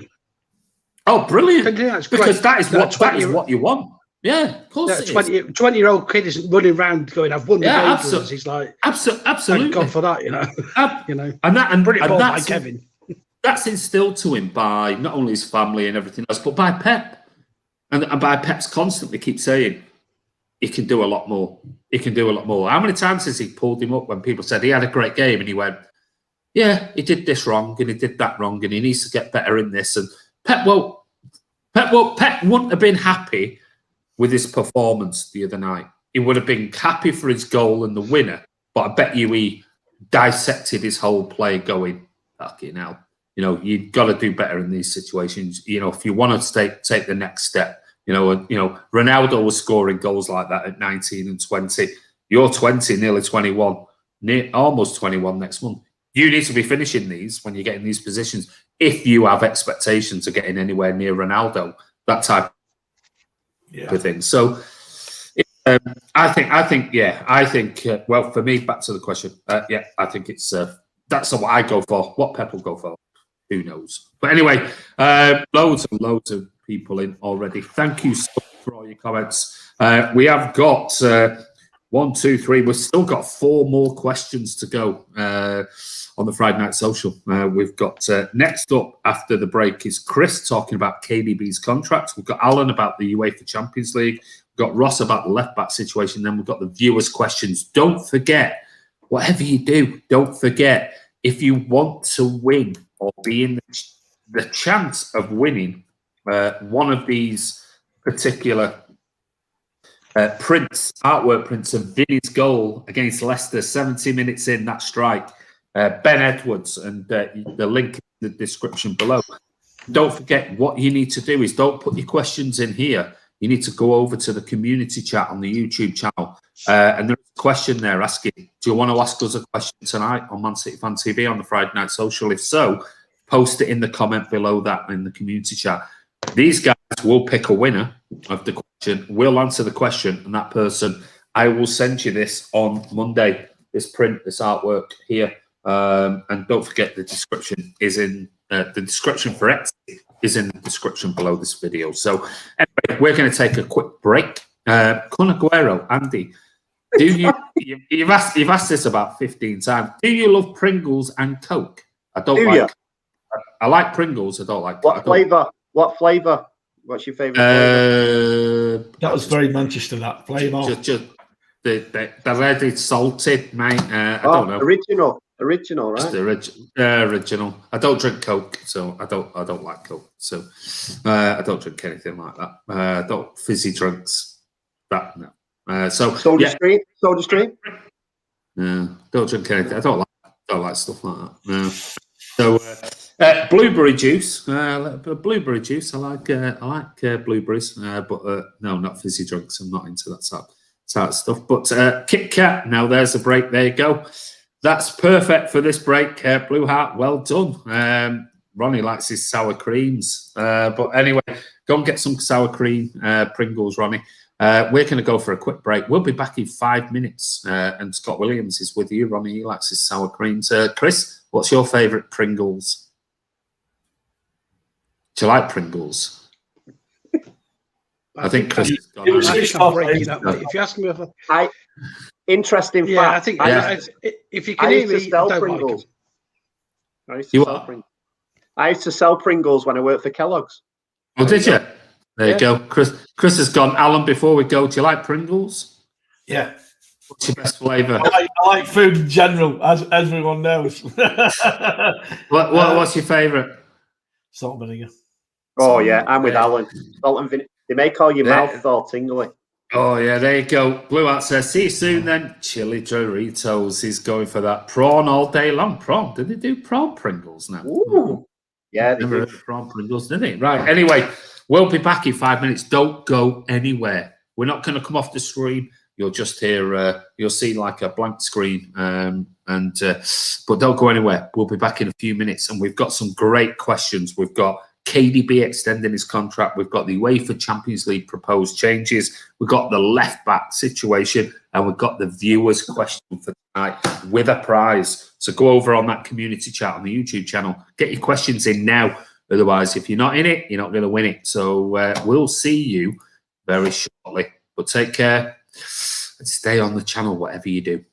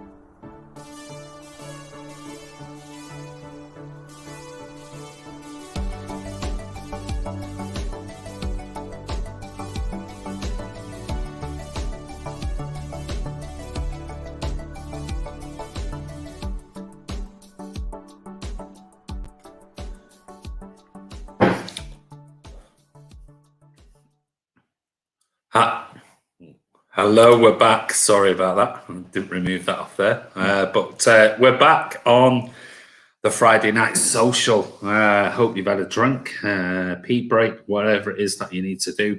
And the guys are just getting themselves back into position. Like I said, don't forget tonight, you can also, if you want to, it's entirely up to you, but I will post it again. We have got Charlie Everett, who's our first Patreon. So thank you so much for joining the Patreon page. But if you want to join the Patreon, then you can do. There's the link to it. All you have to do is just type in Man City Fan TV Patreon and it will take you to the page. And like I said, there are 3 different tiers for you guys. If you want to support the channel, that would be absolutely amazing. It's £5, starts at £5 for a whole month of content. Don't forget the Friday night social will be going on to Patreon. So next week's show with new guests and things like that will be going on to Patreon. So unless you're a Patreon member, you're not going to be, unfortunately, you're not going to be able to watch it live, certainly. But there'll be other stuff on there as well. The £10 one will give you access to other videos that are going to be coming on Man City Fan TV. There's going to be transfer news videos literally every day. There'll be videos going out on news and things like that. And the £15 will get you access to everything. It'll be behind the scenes stuff as well. You'll also be invited onto the channel, age permitting. If you want to come and join us, maybe on a vlog or a watch along, you can come on and you can maybe join in during the game or at half time and that type of thing. You can come on the channel, or if you want to, you're brave enough, you want to come on and join us on a Friday night social for 10, 15 minutes or 20 minutes or half an hour, or if you're brilliant, the whole show. So there's all those things waiting for you over at Man City Fan TV Patreon. So go over and check that out. And like I said, there's the link if you want to go over. But it'd be great if you do come over and become a patron. There will be emails. There'll be all sorts of stuff, private chats that you can have with me and the guys at Man City Fan TV. And who knows, loads more prizes, loads more little bits and pieces in the background that you'll get access to as well. So if you want to support us and keep us going, that'd be absolutely amazing. But go over and check it out. And don't forget, there is still the community chat. So go over to the YouTube community chat, and that way you've got a chance to win one of these prints by Ben Edwards of the Vincent Company. Just get it in there. You can see on there. He's not got the tunnel there. That's the only thing with that guy who walked out just as had his back turned, just as Vinny Company. That's probably the angle that I saw it out. Saw that goal at in the south stand. Thinking, God, he's not going to shoot from there, is he? No, no, no. And he did. And what a goal and what a night that was. But anyway, let's just see who is on, and I'll bring the guys back. I think they're all ready. There are some doubts for tomorrow's game. Pep confirmed in the embargo. I've not seen it yet, so I'll have a look at the embargo. We'll see who those doubts are. It might be resting players. Just read that, Charlie. But me, City app won't open story. Don't know what that means. Will I get a lucky bag? You might do. Blue heart with a bit of sherbet dip and that type of stuff in it, if you're very lucky. Just put me question in. Thank you very much, Lenny. Fernandinho or Yaya Toure, people. No, Kieran, we're not answering questions on here tonight, mate. If you want to put that question in the community chat, like I said, we're going to answer questions that are in the community chat, not on here, because we've got far too much to get through tonight. So go over to the community chat on the YouTube channel. Just go onto the Man City Fan TV, hit the community tab, and in there's a question, and you can comment below that question, mate. Let's do it. There you go. Right, let's bring him in. Alan's back. Ross is back. And Chris is back. So we are going to move on to, let me just make sure that that's back up. Yeah, there we go. Let's move on to the next question, which is Chris. It's all about KDB extending his contract. So over to you, mate. Just before I do, Andy, do you ask if I like Pringles? Is that what the question was? Yeah, it was. That's what the question was. There's no way that crisps should look like that. They're crap. They're one of the worst crisps ever. So that's what I'm sticking to. Really? Yeah, hate them. Rubbish. Absolutely. Oh, I like a Pringle, I must admit. Can't stand them. Yeah. So Really? KDB. Oh, hold on. You're not moving any further than this. No. What crisps do you like? Or do you like? I am. If I have a choice, it would be what? What are they? The shy. Hula hoops, barbecue flavour, or McCoy's. You're my man. Barbecue beef flavour. Hula hoops. That is my go-to crisp. But anyway, on to your question. I think they're only beaten by Monster Munch. I think Monster Munch just takes hula hoops out. Yeah. Space Invaders. Space Invaders. Good as well. Yeah, right. But yeah, barbecue hula hoops. You're my man. Yeah, I'm with you on that. Over to KDB's contract. Yeah, so as we know, he's extended this week, which came out of the blue, really, and all without the help of an agent, which is, I think, fantastic. And I wish more footballers would trust themselves to do these things and get rid of these parasites out of the game. So what I want to really know is first off, you're glad he's extended. I'd be very surprised if there's a negative answer to that. And do you think it's a sign that Kevin's been given a bit of a heads up as to what the summer plans are at City? So I'll go to Ross first with that. Mate, yeah, I just think it's just such a good news story all around. The biggest thing for me is like the no agent thing. It's absolutely, we know that KDB's been burned. I actually think it could be a turn for some players. Yeah. And then maybe it's also a nod at what KDB might do when he's not a footballer, but that's another thing. But mate, just his comments, such a good news story of comments about his kids, about his family, about the fans, about the club, about the players. There just wasn't a downside to anything. And Chris, I'm massively with you. I know we touched base quickly on it. I do think he knows what's happening. And I think the comments from us on previous streams on why would you sign your contract before the end of the year until you know who's coming? Yeah. Well, the reason he signed it for me, and we might be wrong. I'm not in the know. I'm not in the know. I don't know, who we've signed, and I've not. I've not had a phone call from Don Hutchinson yet, but he might come.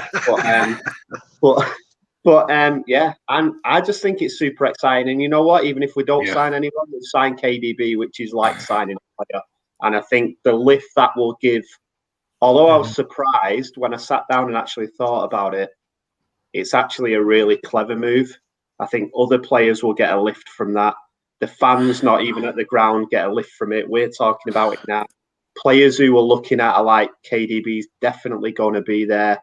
That excites me because he's the best midfielder in the world. I want to play with him. So mate, yeah, I actually do think, and now it's very exciting.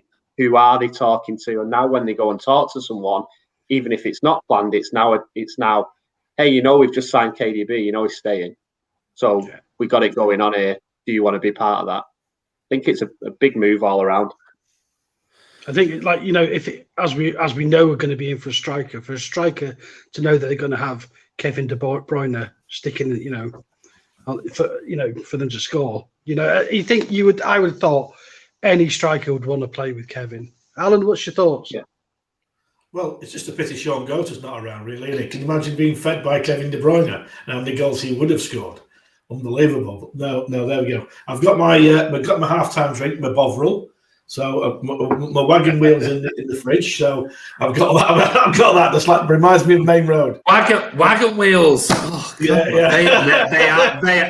are my favourite. Yeah. So they ain't wagon wheels anymore, are they?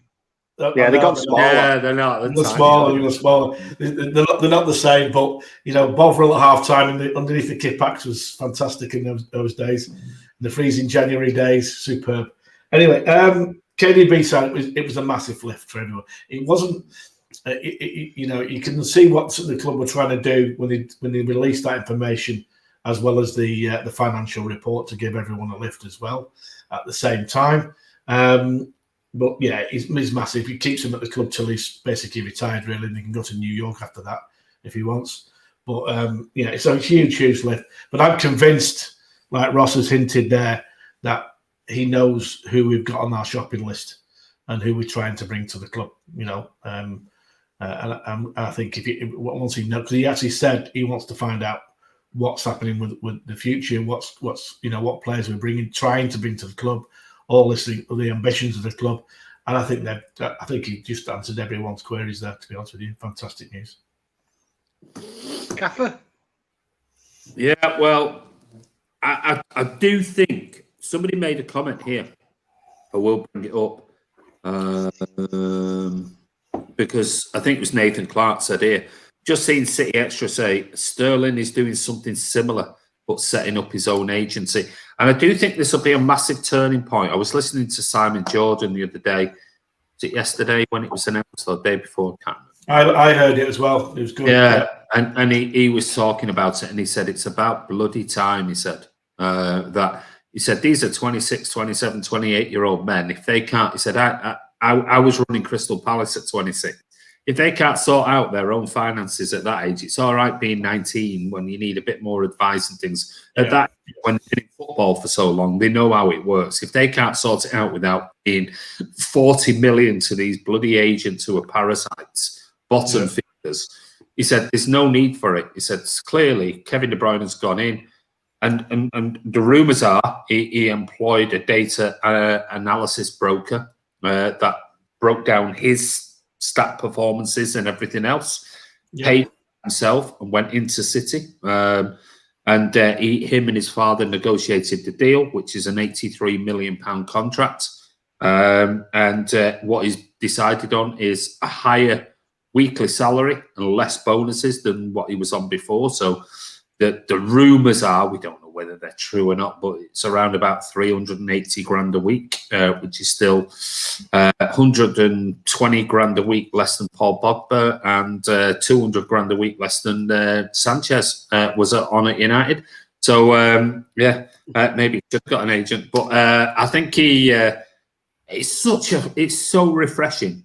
Is there any need for these agents? £270 million were taken out of the Premier League in agent fees last year. 200, and this isn't during COVID times. 270 million quid, and yet we know there's been nearly £1 billion taken out in the last 2 years previous to that, when everything was all kicking off. And so I think it's brilliant. I think it's absolutely amazing, not only for City but for Kevin De Bruyne to just go. There was issues with his agent, we know that.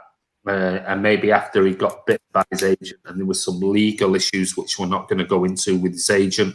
Why can't you as an adult go in with your father and go, look, I know the way this works. I know what my previous contract was. All I need to do is revise it slightly and go, I'll tell you what, instead of all those bonuses and performance-related things, give me a little bit of a higher salary and I'll take less off the bonuses. And Simon Jordan said, City have probably gone, what do you want? He's gone, I want this. And they've gone, all right, there you go, sign it. We're happy with that. Happy days. They said, that's the way it should work. City went, no, we're not happy with that. 32, we know you're not going to get that money now. Then they go back to the drawing board and they start again. But there's no need for an agent to come in and start throwing grenades everywhere to create... Real Madrid are involved in all that garbage. Kevin De Bruyne has said, I'm absolutely over the moon with the contracts. I'm absolutely love the club. And his words were, I love the fans and I love Manchester. And me and my wife and my family are really settled in Manchester.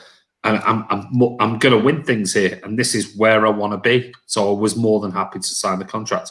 Of course, at 83 million quid contract, you're going to be very happy, aren't you? Of course you are.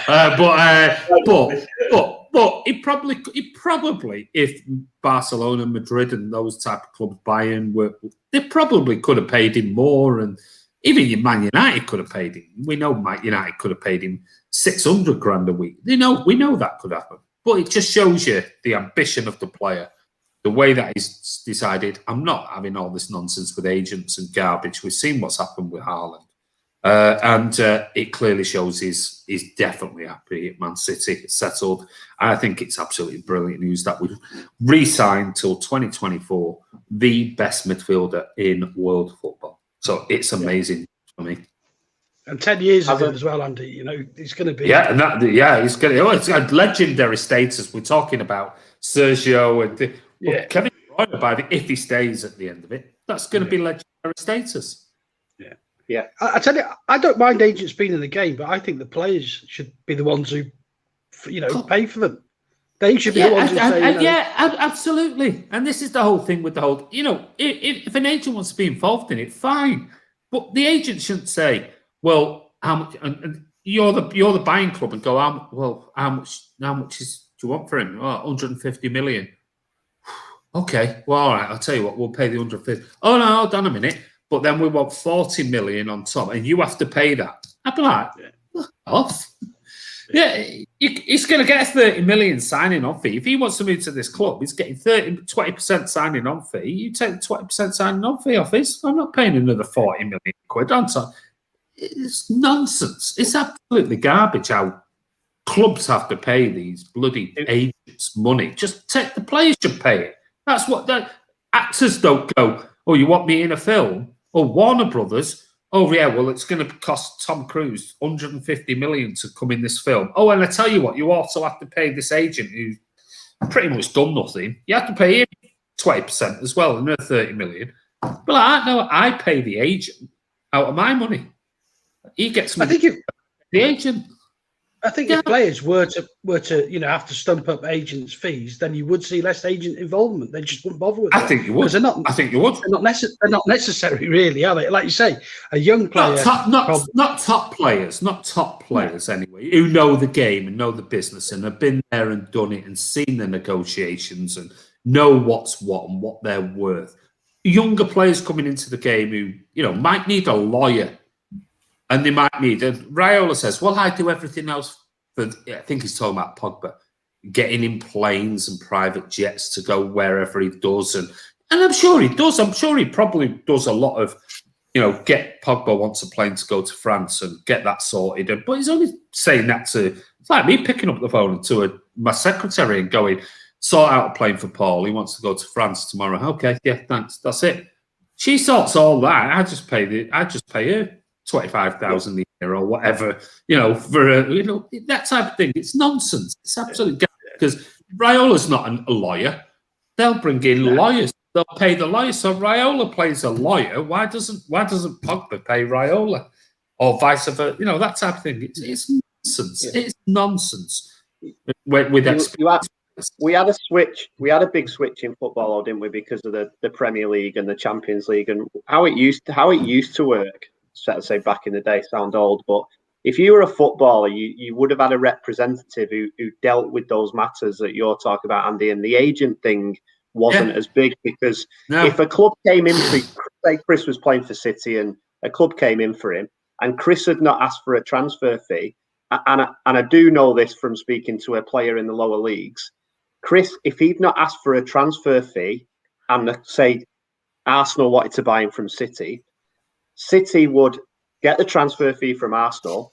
Chris, if he had 3 years left on his City contract, City would have to pay his contract up because he'd not asked for a transfer fee. So he gets that. Then Arsenal would give him a signing on fee, a percentage of his thing, and that would be dealt with by his representative.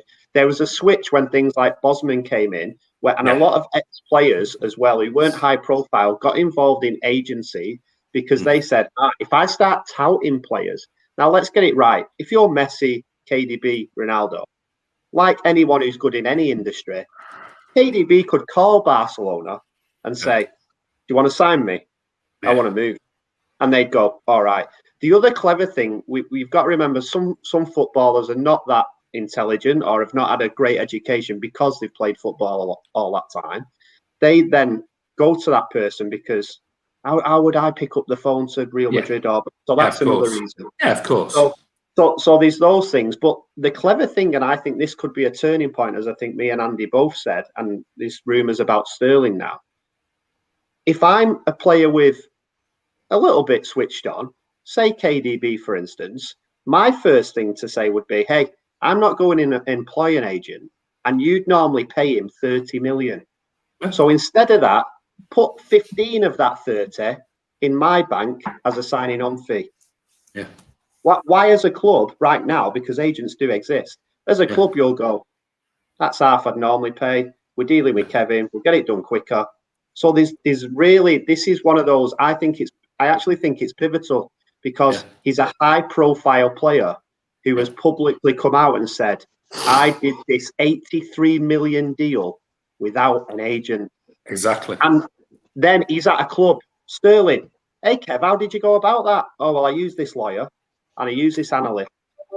Sterling. Oh, right. And I could just ask my mum or my dad or whatever. They helped me out.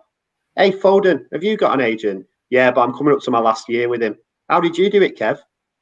It's just like, it could be pivot. And then they go to the England camp. The only problem you'll get then is that this data analysis broker will go, oh, hold on a minute here. I've just charged £500,000 quid. Raiola normally gets 40 million quid. When Sterling goes, I believe you did Kevin's deal and the data. He did one on me. He said it was 500k. 500k? Oh, it's 25 million, mate. 25 million. Yeah, the thing is then, Andy, he'll put the phone down. You know what? Yeah. He could double his money, though. It is a market. He'll double his money, but then all of a sudden, another data analyst will go, I can do that for the same price that KDB did. Yeah, but what you'll get is then KDB's going to the Euros. He sat in the training camp before the first match of the season. And then you've got players like, all the Belgian squad saying, hey, Kev, how did you do your last con? It happens. It's like us talking on. Oh, of course, absolutely. I think it is a massive, Chris. I think it's a massive, massive turning point.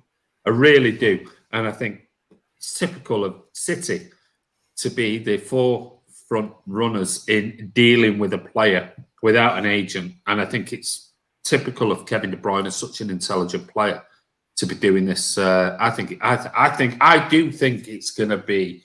You will see more and more of the big name players, and if Raheem Sterling he might still be. I don't know. Is it Eddie Ward or whatever it's called? I don't know whether he's still with him or whatever. But it's going to be very, very interesting. Alan.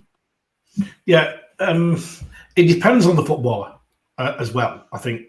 KDB's got a brain. Let's be honest, right? Yeah. And some of these lads, like Ross has touched on, don't have that much intelligence as far as being able to work these things out and get taken advantage of all these sort of scenarios. My job. I'm in the agency game myself. I'm an agent as far as a recruitment agent. So a lot of things you were saying, I hear every day from clients paying me fees. Okay. But I was involved in a young cricketer signing onto a sports management company over here because they asked me to go and get involved. He's actually playing county cricket. He's an English lad who've got offices in London and in Birmingham and over here in Melbourne. And he's now up in the batting at Leicester. But when he left Lancashire, he was over here playing club cricket experience. He was only 19. His dad asked me, there's a couple of agencies getting involved. So one of them based over in Australia, Melbourne. Can you go and see them and talk through the terms of a contract? Now, as far as cricket is concerned, this is the differences. He was being touted around a lot of counties to sign for a group of counties where he was going to get the best opportunity. But they were charging a certain percentage of his salary per year. Yeah. Rather than a one-off fee from the club. Okay. Yeah. So if he was going to be on, for argument's sake, 40,000, they would get X amount percentage of his salary if they placed him at a county, and they would look after his tax, his income, his sponsorships, his back company, all this sort of scenario, which I had to go through with the sports management company and get him sorted out. And eventually he signed for Leicester. Out of a choice of 3 counties, but they were the ones going around the UK while they were sat in my house, waiting for a county to come and take it. Okay, so they can be used in the right way, but I just feel that the football agents take advantage of some of these situations too easily because the player that they're representing is not smart enough to know what to do. Okay, which in that circumstance is right.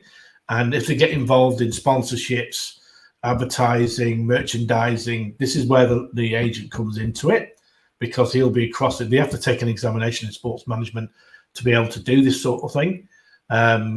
And this is where it comes better. But obviously, Kevin has got a brain. It's like Vinny. He's got a brain as well.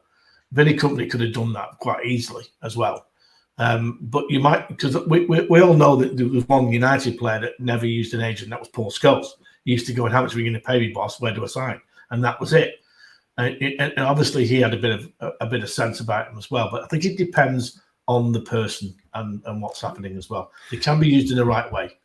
I do, yeah. I mean, I do think agents have their place. It's just unfortunately there are some of the super agents who just take advantage. They take advantage. And of course they've got their fingers in lots of pies. They know all the contacts and things like that. But I think I agree with you, Alan or Ross, whoever said it.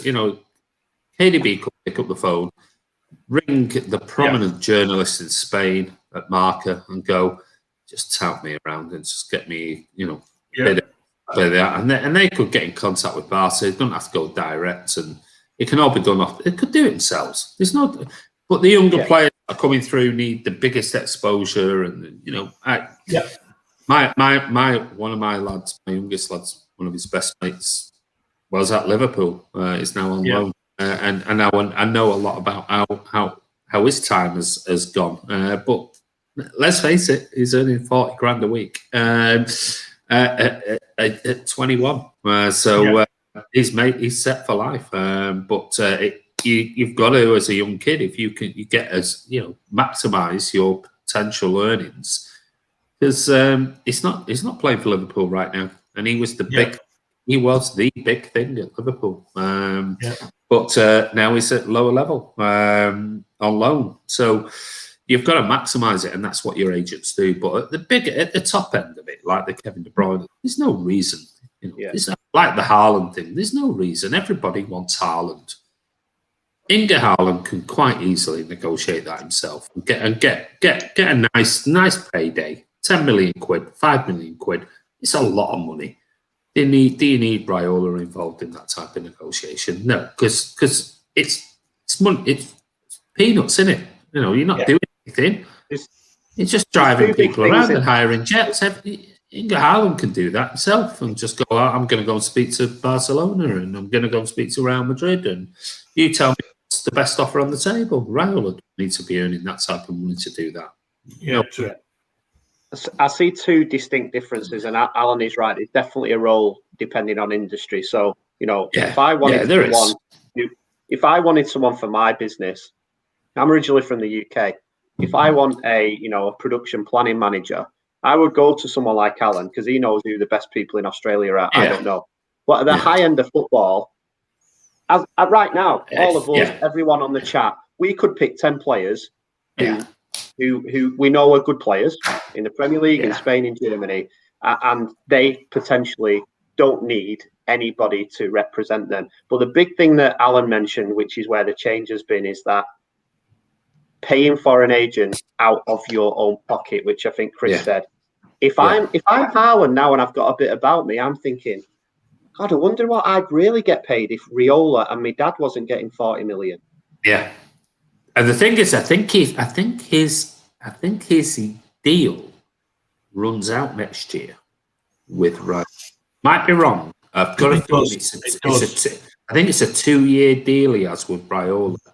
And I think next year that runs out. Now, if you're Haaland going, 150 million quid, and I can get a 10%, 15% signing on fee. Hold on a minute, Raiola's getting what? And my dad's getting 17 million, and he's getting 17 million. And hold on a minute, what? We can just cut it, Dad. I can stay at Dortmund. Dortmund don't really want me to go, so I can stay here for another year. Leave on a free or my sellout clause. And I can make another 20, 30 million on top of that. Plus, I can get him out of the way. And suddenly you're like 30 million quid extra in your back pocket for staying a year at Dortmund.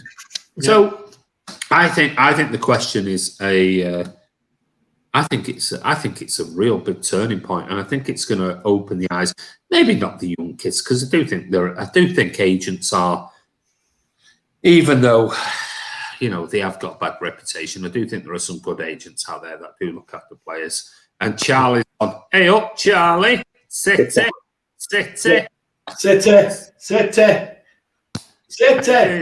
How you doing, Charlie? You all right, mate? Oh, Got to say hello. Got to say hello to everybody.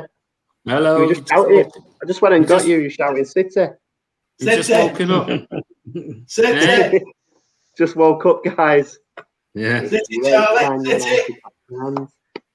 If you ain't man, you have to clap your hands. You're smiling for that, aren't you, mate? Yeah. That's what we like. Hey. Get him off before he hears some bad language. Right. He hears that from his mother. I'm sure he does. I didn't say that. You said that. But yes, I do think it's a turning point, Chris. I really do. I think it's a great signing for Man City. Really do. I'm so pleased that KDB is going to be here till at least 2024. It's just amazing. It's absolutely incredible. Big contract. Big increase on wages, considering we were talking earlier about financial stuff. But City wouldn't have signed him unless they know what. I mean, you think of his wages, it is a lot of money. It's nothing. It's nothing like Pogba's. It's nothing like Sanchez. It's nothing like he was paying Lukaku and others. But I think that will make him right up there as one of the highest paid players in the Premier League. But let's face it, what he brings to the team, to Man City, is phenomenal. Best midfielder in world football. So, great question. It is good news. It really is good news for Man City. Right, we're going to move on to the next question, Alan. We'll keep this as brief as we can because it's now. I'll keep it as a statement on 11. So you're on to UEFA Champions League. Yeah, the UEFA Champions League changes. They are proposals. They're not definite yet, but there are certain things that I've heard that are going to happen. Okay, the reason why it was put on hold was the ECA, which is basically a group of clubs. City being one of them, and some of the big clubs. What's that sound? I don't know. There was like a squeaking in the background somewhere. Yeah, so ECA is a group of clubs. Some of the bigger ones are arguing over TV rights for the proposals for the new Champions League. Now, the TV rights are changing in 2024 for the new contract. Okay. Now, the proposal is to go from 32 teams in the Champions League to 36. Yeah.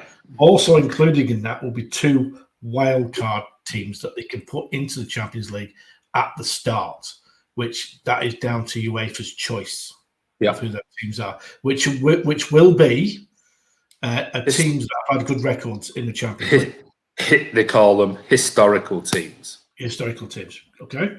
They're looking for teams to play a minimum of 10 games each. Okay, now that could either be in the group stage, or what they are proposing is a league format rather than a group format at the start. And that will be if you placed all 36 teams in a league format and played 10 games. How that works, I'm not quite sure. Mm-hmm. After 10 games, the top 8 teams would move forward, guaranteed. And then from the 9th team to the 16th team would play the teams from the 16th to the 24th in a playoff game to leave another 8 teams after that playoff game. That, at the end of that, would leave the last 16, which would keep the same format on the last 16. So in other words, you'd have a break in the middle for the top 8 teams that would do it, a bit like the AFL, Ross, where the top 8 would go through, but the other teams... 12 would go from the 36 at the end, in the middle. They will be eliminated straight away. But the 9th to the 16th and the 16th to the 24th place team would then play against each other in a playoff game to leave 8 teams, which would then join the first 8 that would qualify into the last 16. That from what I gather, that is pretty much nailed on. That is going to happen. Okay, so in other words, there'll be a lot more games played through the season, including going through Christmas and New Year. Yeah. So are really affecting the Premier League because we're all snowed under with Premier League games in Christmas, which that would affect our game. I think would have to be spread out. I think you'd have to move. So what's the question on this? So I want to know your opinions on the proposals. This is not definite on the proposals, because from what we can gather is this is definitely going to happen because of what they're trying to do is get away from the Super League and get more money. And the TV rights for the bigger clubs, get more money for the big clubs, not for the smaller teams. So Andy, what did you think of the proposals? Well, I this was a question that was going to come up last week. But I didn't have time, and the way it's going at the moment, we don't have time to get through all the other questions. So keep it brief. Obviously, it's going to be the proposals that I wrote down on my notes for last week's game was 36 teams instead of 32, is like I said. Going to be, group stages are going to be gone, and it's going to be a single league table. There are going to be 100 new games to sell to broadcasters. Yes. But they say better matchups, fewer meaningless games, more drama. That's how they sold it. 100 more games, but they say it's going to be better matchups, fewer meaningless games, and more drama. Instead of the finalists playing a possible 13 games, they'll now play 17 to get to the final. So, bear that in mind. 2 places go for the so-called historical teams, and I just wrote, enough said. Yeah, it's about money. It's all about money. That's what I wrote down last week when we were going to ask the question. It's just bollocks. It's absolute bollocks. It's garbage, if you want to take that away. Well, that means it's just about selling more games for UEFA. It's shite. It's crap. Well, let's face it, UEFA only make money once every 4 years. This will help sustain them. It's absolutely bullshit. It's nonsense. When they turn around and say, the quotes were, when I wrote it down last week, when I thought we were going to do it last week, and like I said, I wrote it down. They said, their quotes were, there's going to be 100 new games to sell to broadcasters, but they said, better matchups, fewer meaningless games, more drama. Absolute garbage. Yeah. We see how many Champions League games are absolutely awful to watch. That's why I stopped watching them, because there were, unless it was like a Barca, Real, Barca, City, or not interested, no interest in it whatsoever. The crap games, and now instead of 13 games to get to a final, 17 games to get to a final, and we worry about the players' fitness and health with everything that's gone on, the Premier League managers, and if you're in 4 cup competitions like City are at the moment, that means at least another 4 games to get to a final of the Champions League. It's shite. And you will play the dog and duck from Uzbekistan or wherever in one of your league tables. It's absolute bullshit. It's just UEFA selling the TV rights to some remote countries that are never ever going to get into the Champions League, and just remove, if you want to call it a European Cup competition, call it that. Don't call it the Champions League.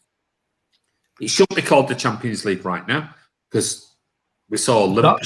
It's not a league. We saw Liverpool, and it's not. Yeah, we saw Liverpool 18 months ago in a final, and neither had won the Premier League, their own domestic cup competition, in combined 85 years. So it can't be a Champions League. So don't call it that. Just call it a European Cup competition or something. Yeah. Don't call it the European Cup, because that disrespects. UEFA Cup. It used to be. Call it whatever you want to call it. I don't care, because it's just a cup competition for UEFA to make some money out of. It's the biggest load of bullshit as it stands now, and it's the biggest load of bullshit in the future. It's garbage. It's about money. And that's all I've got to say on it. Chris? I think, is Charlie out of the room, Ross? Oh, sorry. No, he's smashing up the Oh, is Champions it? League Oh, sorry. logo. I apologise. my apologies. He said I agree with Andy, and he's just done his first morning poo on the Champions League logo.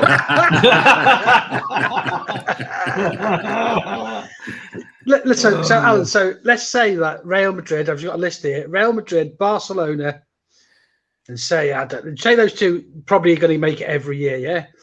AC Milan, Inter Milan, and Juventus make it in. Good chance they'll make it in. Liverpool United, they'll make it in. Ajax, they'll make it in. Benfica, Porto, they'll make it in. So I'm just going for and Bayern Munich, right? There's only one other club who's won the Champions League more than once, and that's Nottingham Forest.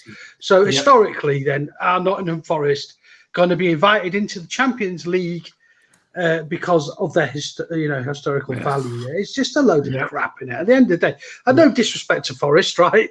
But they won their two European Cups.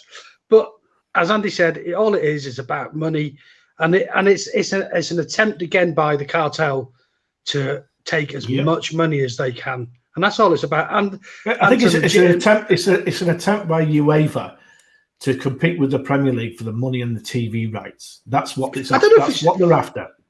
I think it's more UEFA competing with the cartel not to break away. So they're trying to give them a guarantee that they will be playing in this Premier competition every season. And that's all it's to do with, mate. And I think it's really poor. You know, it's like, saying let's have Accrington Stanley back into the Premier League, or Huddersfield, who in the 1920s won it 3 times in a trial, whatever it was. It's absolute joke. But am I surprised, mate? Am I not? Am I? What? It's just the way it is. At the moment, the only reason it's on hold is that they're arguing about the TV rights money for the big clubs. They're basically treating it like Spain, where the big clubs want 80% of the money, and the rest of them can have 20%. That's what they're arguing about. But the rest of it seems to be signed and died. That's what's going to happen. From reading all the press and then speaking to people that I know that say, it's pretty much signed and died. It's just they're arguing big time about the money on the TV rights. That's where the problem is. And that's the big, also including City that as well. That doesn't surprise me. But also, what's the impact on English football? Does it mean that the teams that are in the Champions League, or whatever it's going to be called, don't play in the Carabao Cup? So you might get a team, say, like, to use Huddersfield again, right, who might have a good run in it, and they might draw a Liverpool or Manchester United, and they don't get that revenue because they're not eligible to play in it. It's crap, mate. Absolutely crap. I agree with you. I see you've got a supporter in the chat there. Don't upset Julio, mate. Yeah, whatever you do. Don't interrupt Chris. That's Alan. No, he won't be happy. 100%. I agree 100%. Nathan says they had to scrap one of the League Cups for this to at least work. Absolutely. Threaten a breakaway, they won't do it. Protect the players, says Charlie. They don't give two flying shites about the players, I'll be honest. No, they don't. It's all about balance. UEFA. It's all about money. Yeah, money and control. Let's face it, it's normally Ross, teams. Ross, what did you think? What did you think of the proposals? So I mean, I think we've covered why they're doing it. But I did a little bit of research, probably similar to what I think Chris was touching on. Because what I was really interested in is this definition of what an historical club is and performance. So you could be in the Champions League every year for 15 years and never win it. So for me, if you've won it, right? So this is what, and I just did, just for a bit of fun, and I'll just go through my list. So, and then I'll say, similar to what Chris said about teams that are going to qualify anyway because of where they finish in the league. So, give or take. So, other winners, Real Madrid will qualify. AC Milan normally qualify. Liverpool normally qualify. Bayern Munich normally qualify. Barcelona normally qualify. Ajax normally qualify. So do Inter Milan. So do the Rags. So do Juve. So do Porto, pretty much. So do Benfica. If you look at, they get in it quite a lot. Celtic do a lot. They finish, up there. And I'm talking about, so blah, blah, blah. PSV get in it a lot. Dortmund get it in a lot. Marseille getting it a lot. So that means on historical, all them teams are already in it. Right, okay. City will be in it because they qualify. Chelsea are winners. They're normally in the top 4 of England. So that means, based on what I read, they should have to look at Villa, Hamburg, Rotterdam, Forest, Red Star Belgrade, Steaua Bucharest. If I was in their club, I would be going to the sport, but I would be going to the sport of arbitration and saying, I think they actually need to be very clever, very careful, UEFA, because if I was Forest chairman, I would be going there and saying, hang on a minute, this is now, you've proved this is a cartel. This is stop it. And then we're talking about, there's been a few comments. Oh, well, just drop your League Cup. Well, hang on a minute. The League Cup's been going longer than the Champions League. And a lot of other clubs in England need that competition, including clubs in the Premier League. All right, they might rest people, but I actually think City have done a great job on making that competition important again. That, to Christy's point, is going to harm English football. This is where someone's got to, and it won't happen because of money, but someone needs to take a stand and say, guys, you're an association that is proven that you embezzle money and you steal money. And this, to me, just looks like another way they can get money in and give all these old dudes who care nothing about football, they don't know anything about the modern game, and give them more money. It absolutely makes me sick. It could be in some realms a death of football. I've heard football fans say, and this started at the start of COVID as well, I'm going to start watching non-league. Now, you might always be a City fan, but you might stop going. People already don't go to Champions League games. It's absolutely disgusting. And all this, we'll see better games. If you put in 30 more teams into the competition, yeah, there you go. He works for UEFA. So it's my go-to move on. Chris, nice. It must be that big, Chris. I'm keeping this one, and whenever I want to move it on, I'm just going to. Oh, that's just gold. That's going to be your. Okay, I need to move on. Chris, you said. Do you know, I spend a lot of time beforehand getting ready for this. Well, and before I get reported to social services, it's 8:48 a.m. where I am. So Charlie's not up at 10 to 12 because people are saying, "Why have you got your kid up at this time?" Like, there was a few comments before, so it's okay. I'm in Australia, child services. Yeah, and Charlie's just gone for a coffee.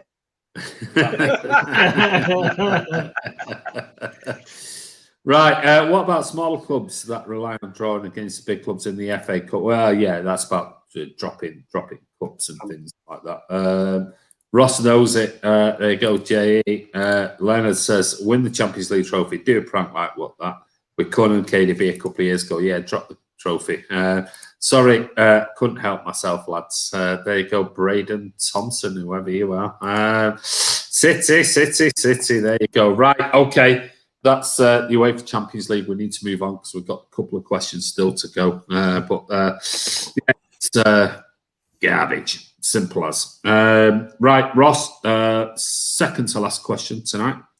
Left back situation was yours. Okay, guys. So there's been a lot of discussions about left back, probably for the last 2 seasons. Who should be the left back? Who do we need? Always comes up in signings, though. Following the last few games, I'm going to say that currently, right now at the club, our best left back is Zinchenko. And I actually think that on his last few performances, Mendy is then the second best left back. So what I'm saying is we keep going on about left backs, this and that. We've got a great defence this year. I don't think anyone's going to really go from the team. And should we just now say that Zinky is our left back? Who do you want to answer that, mate? I'll go to Chris. Sexy, luscious Chris. Hey, Well, I'm a bit worried about some Lush. comments. Chanerbs, Chris Galifianakis, puffing the herbs, I see. Chris is better than sex. I'm getting a bit worried about. I'm getting very worried the way this it's coming in. In the UK, this is the UK meme, Chris. It's 10 to 12, but obviously in Melbourne, over on the right that way, it's early hours. Well, what's it? 8 o'clock. 8:51. 8:51. There you go. So there you go. So morning for them. Go on, mate. What we're talking about? I don't know. Even Charlie says I think I'm on the wrong show. Chris, if you want left back, mate, who currently is the best left back at the club, and do we really need one? I think we should put our eggs in one basket and go and get a striker of the highest quality we can, because I do think this season has proved that we are well covered at left back. We have got Mendy, who is obviously a proper left back, but he's a bit unreliable, or very unreliable. Injuries. Zinni, I think, has been brilliant, but a bit like Raz in recent weeks, he's not been used very much for whatever reason.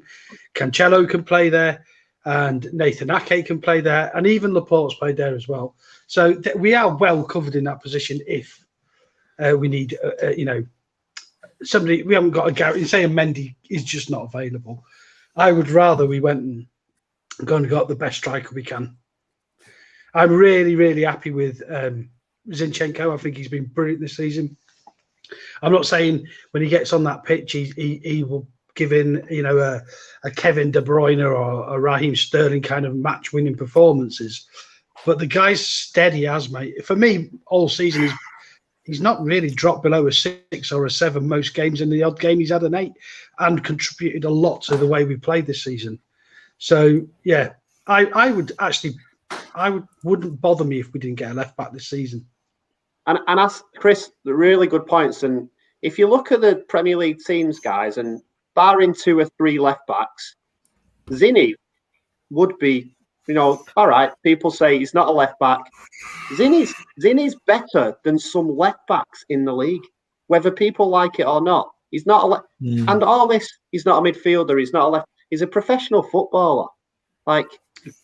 He can play left back, and he can prove it. And it's not the days of, you can't go out and get, we'll go and get him because he's a good left back. To Chris's point, if we're going to spend a lot of money on a centre forward, the lad at Everton are not going to sell him cheap. No, they're going to want a lot of money. They're going to want a lot of money for him. And is he that great? Is he really that great? He's a good player. He's a good player, but I think you're right, man. And another thing about Zinchenko is, because he is naturally a midfielder, because of the way that Pep sets up and plays, his passing, short range, long range, medium range, whatever, is a real asset to the team, especially the way we've played football this season, with our fullbacks coming inside, whether that's Cancelo or Zinchenko. So I don't think it's a priority to get a left back. Alan? I think that Zinni's done a very good job this year. For not a natural left fullback, because he's not a natural, and he's done a good job. I think I would have liked to have seen Ake more, but obviously injuries have put a halt to that in that position, because I think he can do a really good job there as well.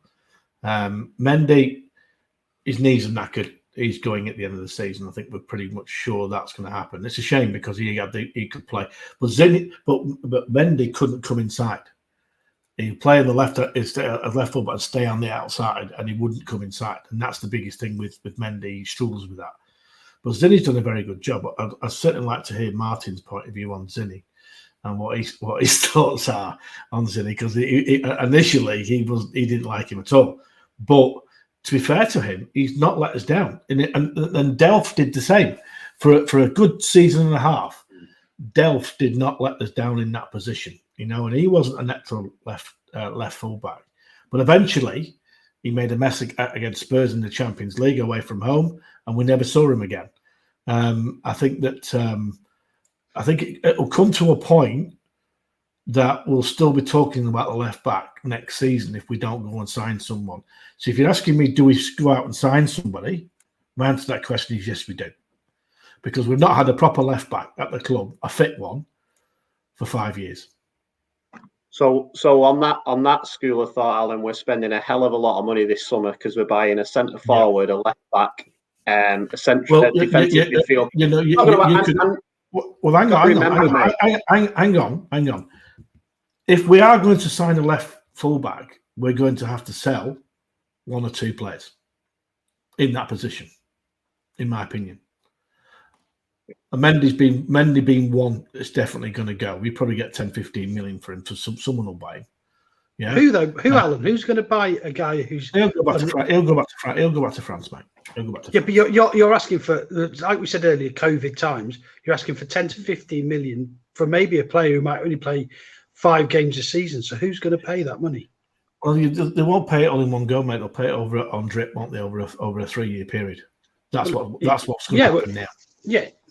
But you want somebody reliable. What the one thing about Mendy has been is his reliability, and his knees are bad that he probably cannot play. That's why I can't play 2 games.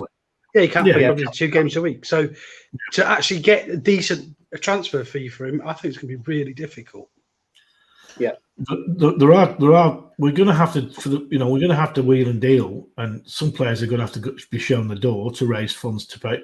Because if we are going to go and get a centre forward, which we definitely do need, we're going to have to spend some money. But I think everyone agrees on this panel here that for the last so many years now, all we've talked about, we need a left back, we need a left back. Yeah, players are doing an adequate job. They're doing the job who are playing there.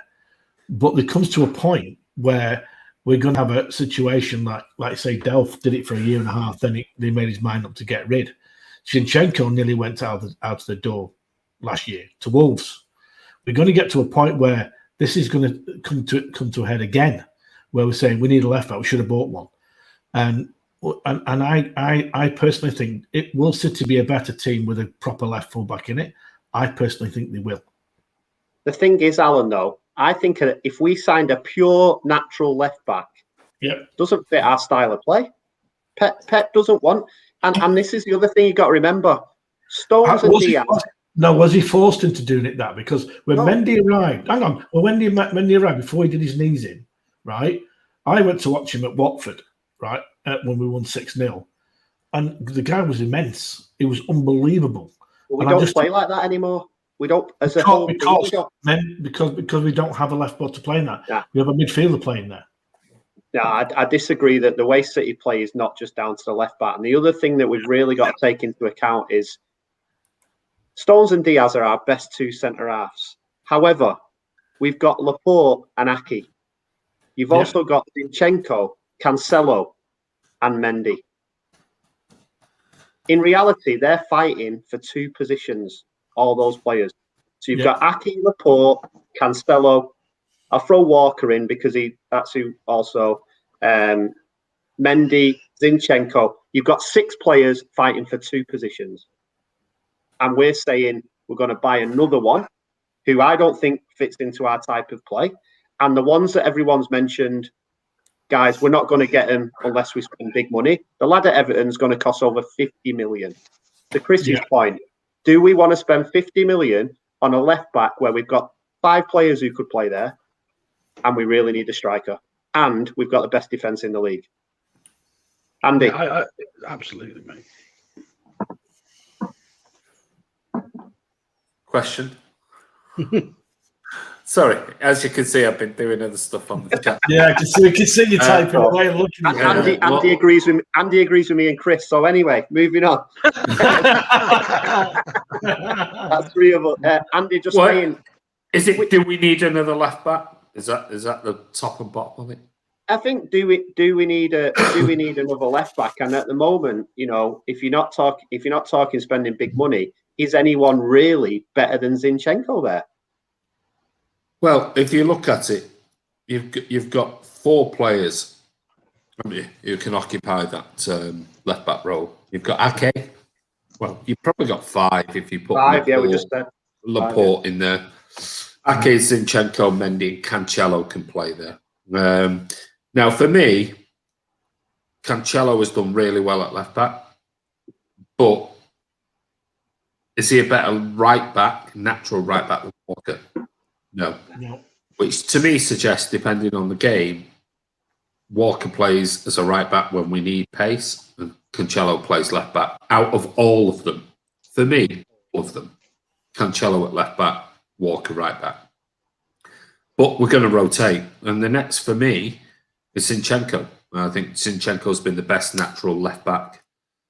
Not natural, he's a midfielder, but you know what I mean. He rarely ever plays in midfield. So Zinchenko's done really, really well. And he's a rotational player. He's happy at the club. He's not on a lot of money. And for me, Zinchenko stays. Ben Mendy's the big talking point for me because on his day is phenomenal, but his injury record, I'm sorry, is just not good enough. It's 4 years now, coming up to 4 years, and it's been atrocious. Need problems.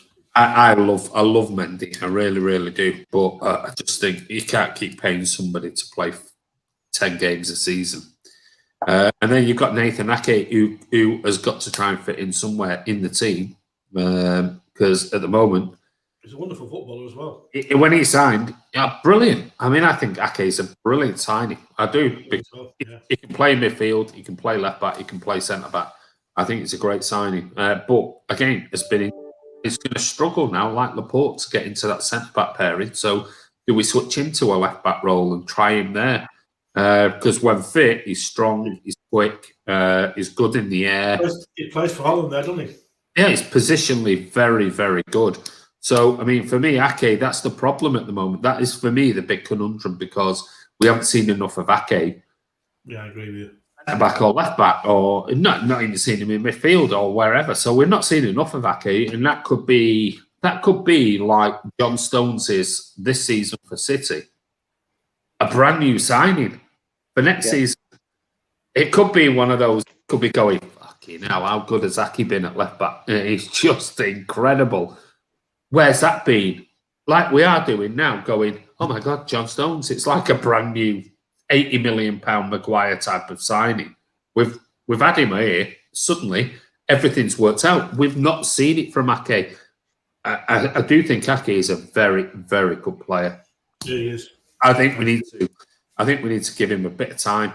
And then you've got Laporte, who last season you'd be talking about as the best centre back at Man City, one of the best centre backs in the Premier League. He's struggling to get a game time. He's having to rotate and do so. We've got him who can play left back as well. So for me, I don't think we sign anybody.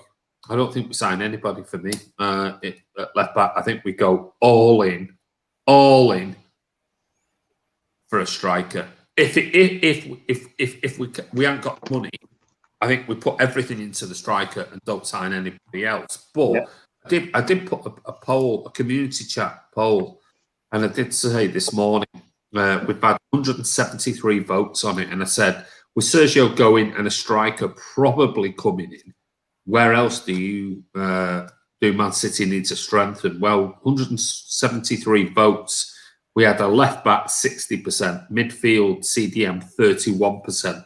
And then I put another comments below. And I think people were overall thinking that we might need replacements. I don't think anyone said anything different. There were comments. Instead of putting, we need a right winger, left winger, they were all just talking about players who they think that they should get in, like Bellingham and Lucas Digne, those type of things. So nobody said anything different other than a CDM or a left back or a striker or a CDM. So, for me, I think we've got plenty at left back. I think we've got plenty. And are we going to see enough of Laporte and Ake and Zinchenko and Cancelo and Mendy if we keep all of them? I think one of them's got to go. Well, the thing is, though, with Mendy, I think one of them's got to go. No one's going to buy Mendy. I'd be very surprised. So it'd have to be, you can go. I think we'll sell him for. I mean, even if it's 10, 15 million quid, it's money in the kitty. Somebody will pay 10, 15. If some European club will pay that, a Fenerbahce or whoever, we might not get the money next season. But I do think one of them has to go. If Pepper's seen enough from Ake in training and goes, yeah, I do like him. I'll work. He can play here. He's flexible. And this, I'm gutted. I haven't seen enough of Ake this season because I thought it was a brilliant signing. Let's face it, it wasn't cheap. It wasn't cheap. 41, 42 million quid. It wasn't cheap. Big money sign. It's a big money signing, and we've not seen enough of him this season for me because of injuries. Let's hope it's a John Stones next season. So I'd like to see. Andy, I wouldn't be surprised if a few players in this City squad, and I know people get hung up on this player is a left back, this player is a centre half. I wouldn't be surprised next year if in some games we see different formations and players. Say Fernandinho leaves, right, and they don't give him another year, and we want to sign a forward. We are not going to sign a defensive midfield player unless we pay big money who's good enough for our team. So what's to say that Ake or John Stones might play there? Well, you're only looking at. If you look at that and go, Ferna's out, who do we replace him with? Well, you're not going to replace him because for me, he's the best CDM in world football. So you're looking at the next big thing, which is Declan Rice. It's going to cost you 100 million quid from easy. They're not going to want anything less than that when they see the stupid market that's going around at the moment. So, a City going to pay 150 million on Haaland and 100 million on Declan Rice? No, it ain't going to happen. Jack Grealish is another one that's been talking about today all over social media. A City going to pay 150 million for Haaland and 100 million for Jack Grealish? Ain't going to happen. There's absolutely no chance. No chance. Who's to say? Who's to say that we don't? He might say, do you know what? I've got some really good centre halves at the club, and two of them play left back. Maybe I will play a real back three. So not this drifting inside. Maybe I'll go. Maybe. Imagine Ake, Diaz, and John Stones, and maybe someone who plays. He might say to Bernardo Silva in some games, "You're going to play right wing back." You know what he might say? He might turn around and say, you know what? You play for the Ukraine and you've been brilliant for the Ukraine playing in a left side of midfield player. Let's switch Ake to left back or Mendy or whatever. Go on, Zinky. Go and play in your natural position. We've seen what defensively and we know going forward he's pretty decent. Listen, we have to trust in Pep. But I can't see us buying... I definitely do want to see more of Ake. That's the thing for me. I think it's been a big disappointment this year after being really excited when we signed him because I thought he was a great signing. We just haven't seen enough of him. But that's not to say next year he could be what Diaz has been this year, John Stones has been this year. Maybe not as a centre-back, maybe as a left-back or coming in as a CDM or something like that because I think the guy's technically brilliant and very, very good player. But we need to see more of him. Otherwise, he could be a Benjamin Mendy. I don't know. That's my thoughts. Ake's injury record was fantastic at Bournemouth. So amazing. This is the thing. It's like comes to us and it's like fucking hell. Yeah. I don't think we're going to get good money for Mendy. I think we should just keep Mendy for the few games he can play next season. It's his wages. That's it. I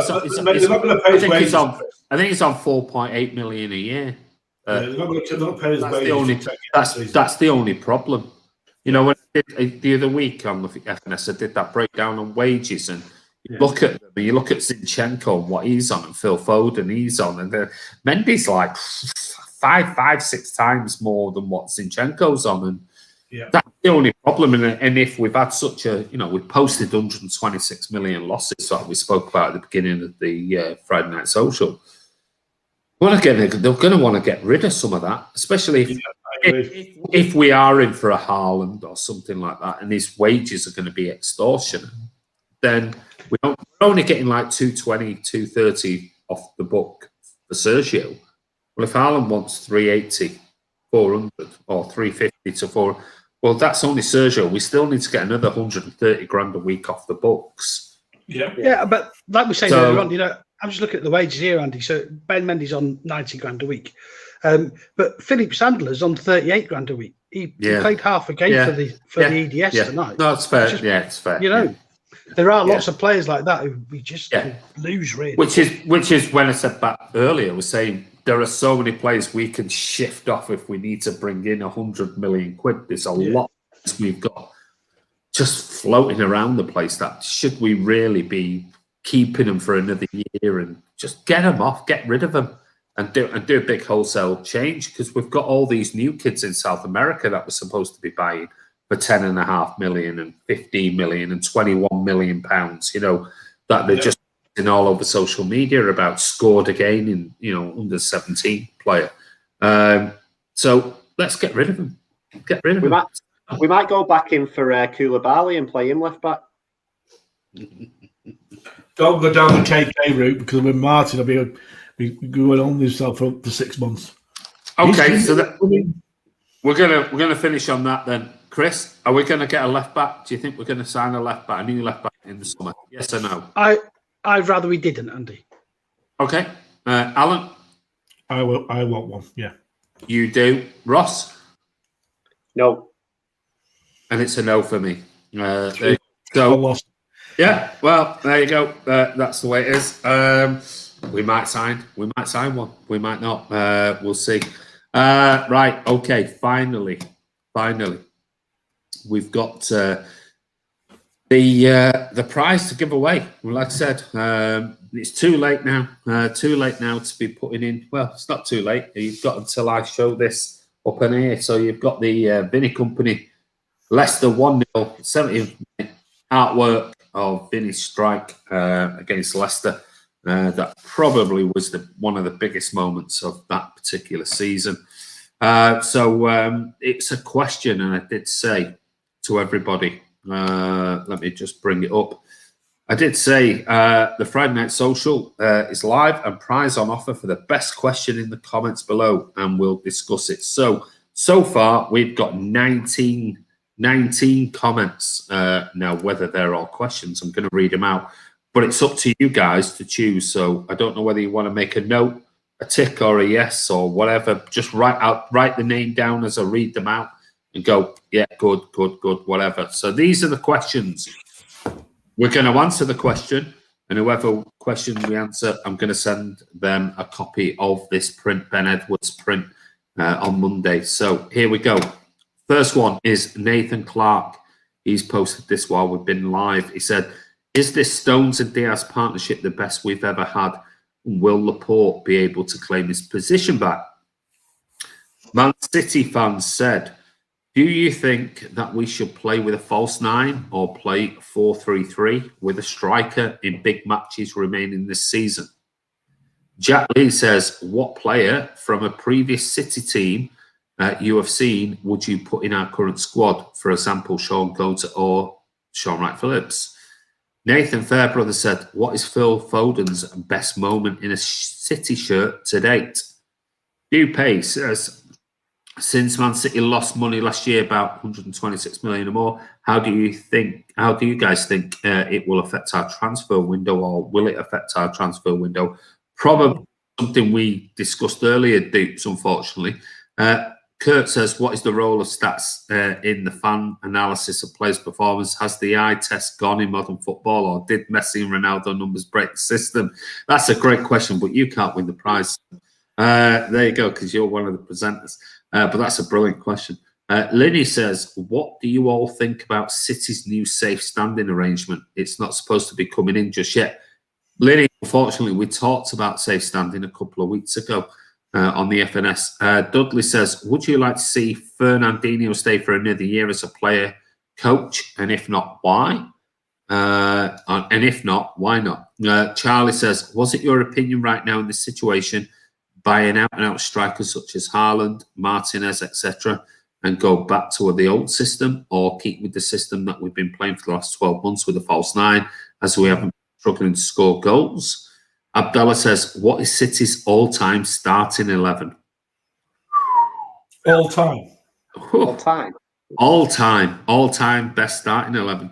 Aussie says, my question is, what do you guys think about City's player who are out on loan? Does it truly work? City have some great young talent, but some players are not getting much game time, unlike Chelsea's loan players that go out on loan and then Chelsea sell for profit or end up in the first team. Interesting. Michael Feeney says, my question is, since the takeover in 2008, we don't have to sell our better players to so-called top 5 clubs like Liverpool, Chelsea or Arsenal or United, or even Spurs or Everton like we did in the old days. We can buy from them so-called big 5 or 6. So that's where the hate comes from. The media and some of their supporters looking forward to another FNS. I'm not sure quite. I think that's more of a comment, Michael. Guys, if you had to sign a contract extension and only had enough money to sign one player, would it be KDB or Foden? Well, KDB's just extended, isn't he? So yeah. Michael says that's challenge. This is my opinion. It's not great today. Who is City's best player in the current squad? Says Sean. Dude says, what is your guys' honest opinion of the hate we are getting right now towards the Bellingham decision? Says, who would you? Yeah, who would you rather sign, Mbappe or Haaland? Oh, we've done that a couple of weeks ago. Mingy Wong says Marco van Basten or Alessandro Del Piero.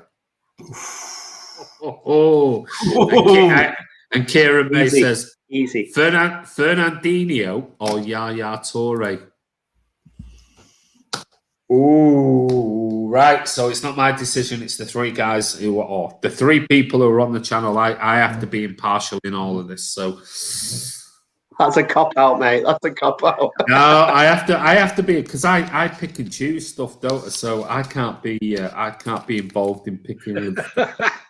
Can you read them out again, Andy, so we can have a...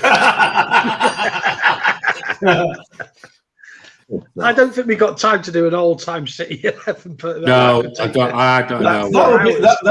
Right, okay. Right, listen, really quickly. This is it. Right. Fernandinho or Yaya, Marco van Basten or Alessandro Del Piero. The Bellingham decision. Who's City's current best player? If you had to extension only had enough money to sign one player, who would it be? Foden or KDB? Well, KDB's just signed. Does the loan system really work? What is City's all-time starting 11? Somebody said about buying out an out striker as Haaland and Martinez, or keep the system. So buying a striker, or do we keep with a false 9?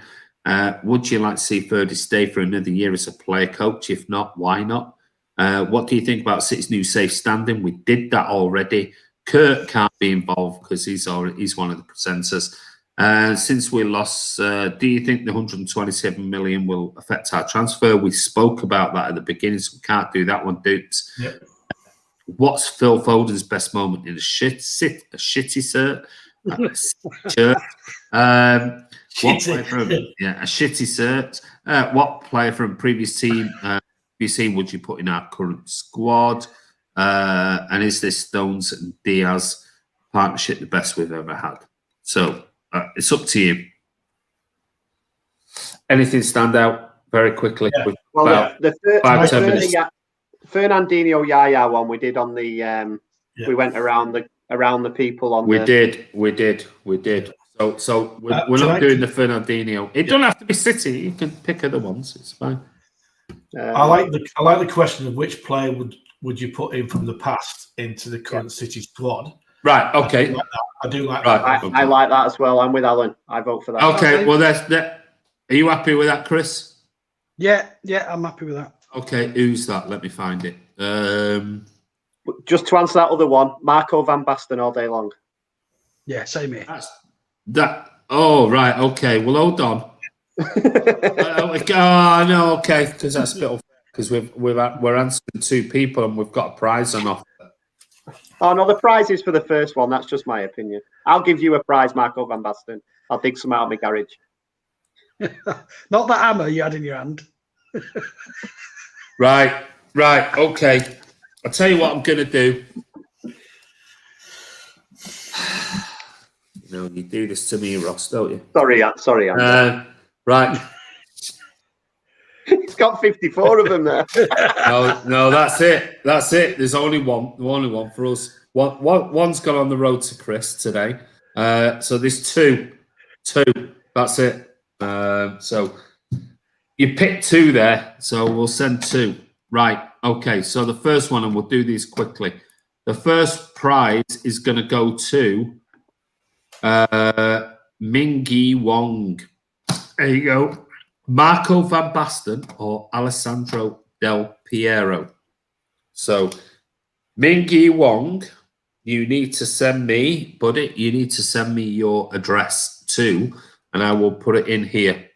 mcfcfantv@gmail.com. There you go. That's the email address. Mingy Wong, send me your address.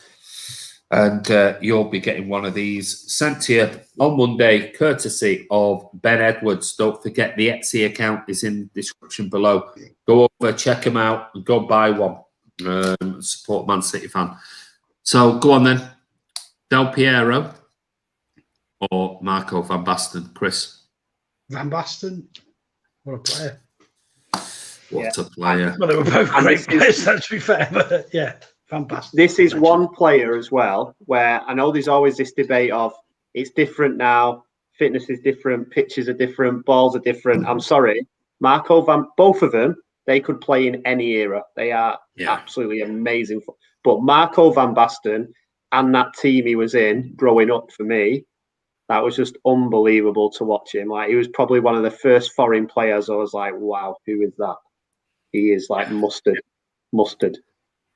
Yeah, well, you remember the late 80s, early 90s when Football Italia came on Channel 4. You know, AC Milan and all these players. I mean, you look at that legacy of what Van Basten did in that time frame. Alan?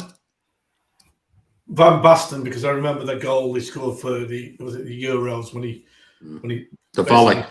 Yeah. Oh my God. Yeah. I remember growing up watching that. That was just unbelievable goal. It still is. So it's actually showed it on ESPN the other day here, and you still shake your head and just go, "How the hell's he done that?" Yeah. Well, there you go, Mingy Wong. They're both great players. Don't get me wrong. Del Piero's absolutely brilliant. Great hair as well. Great hair. Hashtag haircuts. There you go, Mingy Wong. He says, thanks, guys. There you go. So Mingy Wong, it's a full house. It's Marco van Basten. What a player. Such a shame. You know, you talk about Paul Lake and others. Van Basten was Paul Lake was a great player. Van Basten was world class. That guy was phenomenal. Such a shame over injuries. But there you go, Mingy Wong. You've got one of the prints coming to you. So send me an email at mcfcfantv@gmail.com. And thank you for the question in the community chat on the YouTube channel. So there you go. 4 votes to 0. It is Marco van Basten. Right. What was the other one? Was the other one about the City? The old City player would get into this current squad. That was. Let me find. No, it was what player would you like to be in this? Not would get in. What one would you like? This was it. It was Jack Lee. He said, "Yeah, I've got it here. Let me just copy it. Read it out. This is. Oh, why is that not posted? It just keeps going. What? Maybe I've. Oh, there you go. It's my fault. Here we go. This is coming up now. There you go.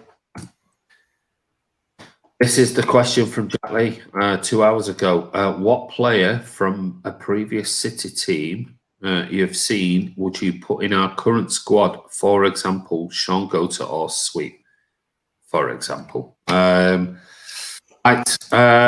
Chris. In this current squad, dead easy, isn't it? Considering where we need players at this moment in time, and you would be dropping from this squad for this player to come in. I think that's harder than that's. I think that's harder. You don't think? Okay. Is it though, Andy, or is the question just who would you like to? Is it who deserves? Who would get in, or is it who you just want to put in? I don't know because I can't speak to Jack. He said, "What player from a previous City team you have seen would you put in our current squad?" There you go. So it's anyone then, right? So who would you put in our current? All right, he said squad. Let's change it to 11 right now, rather than squad, because you can just name 50 players and go, yeah, they're getting the squad. The 11 are in 11 right now to replace any of the players that we currently could play in 11. That makes it a bit harder. Maybe not for Chris, but it does for me. Go on, Chris. David Silva. Okay. See, it's that easy. I can't believe he even said that. No, you're not having that. You're not having it, mate. Chris, before 2008. Come on, before 2008. Oh, before 2000. Well, that wasn't the question, was it? No, yeah, it wasn't. Come on, come on. You're changing the parameters. Yeah, come on, before 2008. Chris, I was going to say Fernandinho.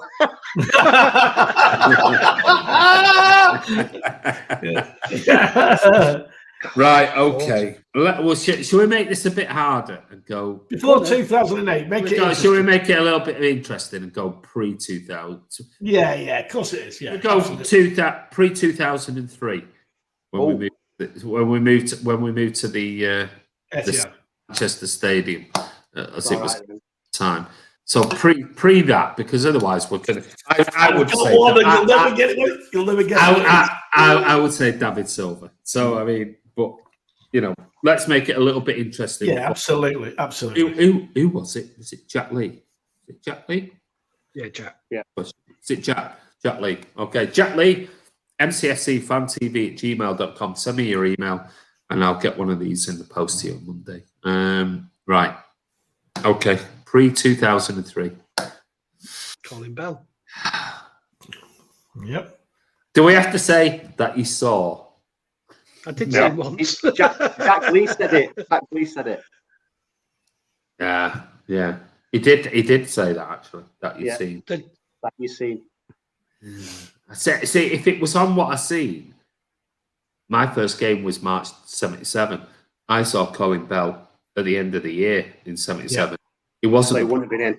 He wasn't the player so I never saw. I missed Colin Bell's best days, and I'm gutted that I missed his best days. But I can only call it on what I saw. So, going Colin Bell, Chris. Yeah. Okay. Yeah. Colin Bell then for Chris. Alan. Right. It's a toss-up between two players. One of them we need right now is a striker, right? So I want to say Trevor Francis. Oh, awesome player, awesome player, a brilliant centre. He was sold to Notts Forest, if you remember, and he ended up playing in the European Cup final, winning it for them. Trevor Francis. I would have said Ali Benabia as well, because I felt he would have been good in our team as well in that 11 and done brilliant. A young Ali Benabia. Trevor Francis, 26 games. Well done, Alan. Go on, Ross. Yeah, that's good set. Yeah, I'm a bit like Alan. I'm torn between two players, Jamie Pollock and Corey Ingebrigtsen. Not crazy. Based on the players you've seen before 2003, right? So that means everyone. Oh, do you know what? There's quite Paul Lake's my still up there in favourite City players, but I always say Paul Lake, so I'm going to change it up a bit.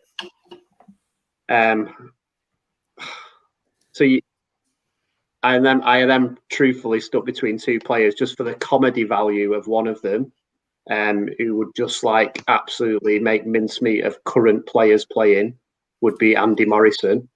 Yeah. Just to have someone like him so different in our team right now. Like when Alan tried to push him, he'd be like, but I think King Clancy in our team. Oh, That is. Can you imagine Pep on the touchline? Can you imagine? He'd be getting bolts every 5 minutes. Pep will go fucking ape shit. No, but I'm thinking of it the other way. I'm thinking of it the other way, mate. Pep managing Kincladze. If he was that good, and then Pep got hold of him, and him and KDB, oh man, that is a stuff of dream. I think he'd manage him perfectly. Yeah, and then throw in Uwe Rosler, Niall Quinn, David White. Yeah, it's just, it's too hard, that question for me, because there's loads of players like Kincladze and Bernabia and players, Paul Lake, who were good players. Yeah, were always good players in a shit team. Yeah, I mean, we talk about left back. I'd like Terry Phelan in the modern game. Danny Tiato. What? Danny Tiato. Yeah. You like a bit of he likes a bit of a scrap, which we seem to be missing a bit. Great left foot. George Weah, just in that one. I don't know. I think you guys have hit a load on there. Obviously, Colin. You could go further back, Andy. You could have Billy Meredith if you want. Piss. Hey, I'm older than Andy. I'm older than Andy. Frank Swift. I don't know. Hey, Andy, what about this? What about this one? When we got him, he wasn't at his height, but Rocky Rocastle in our team. Before when he was at Arsenal, he was phenomenal. At Leeds, great player. We didn't see the best of him, but he was a super player. Super player. I'm gonna. Richard Dunn in there? No, I wouldn't say Dunn over. No, I wouldn't. Right, okay. I'm going to have to go for... Well, Paul Lake would obviously be one because he was... I love Paul Lake. Yeah, great player. Yeah, he versatile player. Oh, God. Yeah, do I go for Paul Lake, or do I change it? Go Uwe Rosler. Yeah, Uwe. Great goals. What about Dennis Stewart? Yeah, well, that was wrote down here, Dennis Stewart, which was my first. My hero. He was my hero. He was my first hero. Yeah, he was. Dennis Stewart. Yeah. Dennis Stewart in the team, but he's thinking, would you have Dennis Stewart in over David Silva? Probably. No. But what a player! What a player! There you go. His little tassels on his socks. No, I'll go for that. No, you've convinced me, Alan. I'll go for Dennis Stewart. If I can't have it, I'll go for Dennis Stewart in that 10 role. Would he have his little tassels in his socks? Yeah. Remember those? Paul Stewart. He was. I think he was such an underrated player. I loved him. City fans loved him, but I don't think he got the credit he deserved. I really don't. I thought he was a hero player. Hero. But some are saying Tony Coleman, Franny Lee, Steve McKenzie. Yeah, but he wants Kenny Clements. Yeah, but the game's different now. If you wanted a proper war, you'd have Kenny Clements in there, wouldn't you? He was 60 yesterday, wasn't he? Was he? Yeah, 60 yesterday. Yeah, he was 60. Was he? Tommy Booth. I'd have Tommy Booth first. Yeah, Tommy Booth as well. Yeah, Mike Doyle. You'd have all of those. But Casimir Dana. There you go, Linny says. He was a great player, him. He was. Peter Barnes. Yeah, Blue Heart. Brilliant blue player.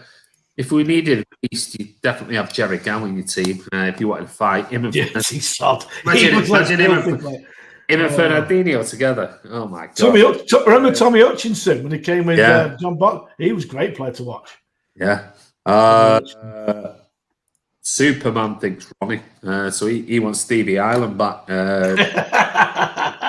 with his pink Range Rover. But anyway, I think that's perfect because that brings us to the end of Friday Night Social. I want to say this is a mammoth one. We've gone over 3 hours, but we did want to get in your questions at the end, and it ended up as 2 questions. So well done to Jack Lee. Jack Lee, don't forget mcfcfantv@gmail.com. Send me your address for these prints in the post.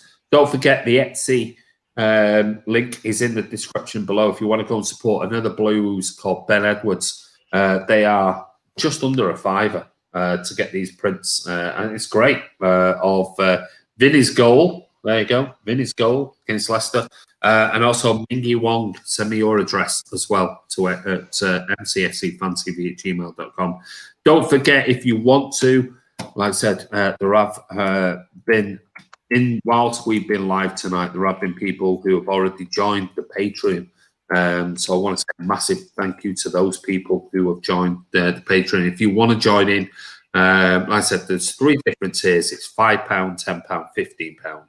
And basically £5 supports the channel and gives you access to the Friday Night Social, which next week will be on Patreon.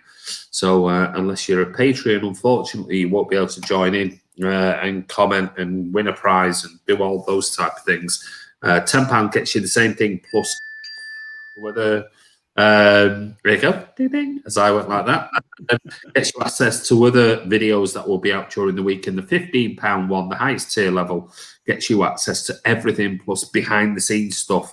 And you also get the opportunity to join us live on Man City Fan TV, whether that be midweek or the Friday Night Social, age dependent. But I just want to say a massive thank you to Alan. Thank you very much, mate, for coming. No problem. No problem. And you stay safe. Yeah, stay safe in Manchester, back home. Do the right thing. Not long to go now. No. And Ross, haircut. I've got mine booked in for next week. Yeah, I'm due a bit of a trim now as well. It's getting a bit long. Might take now. I'm not taking Charlie's. I'll keep his as it is.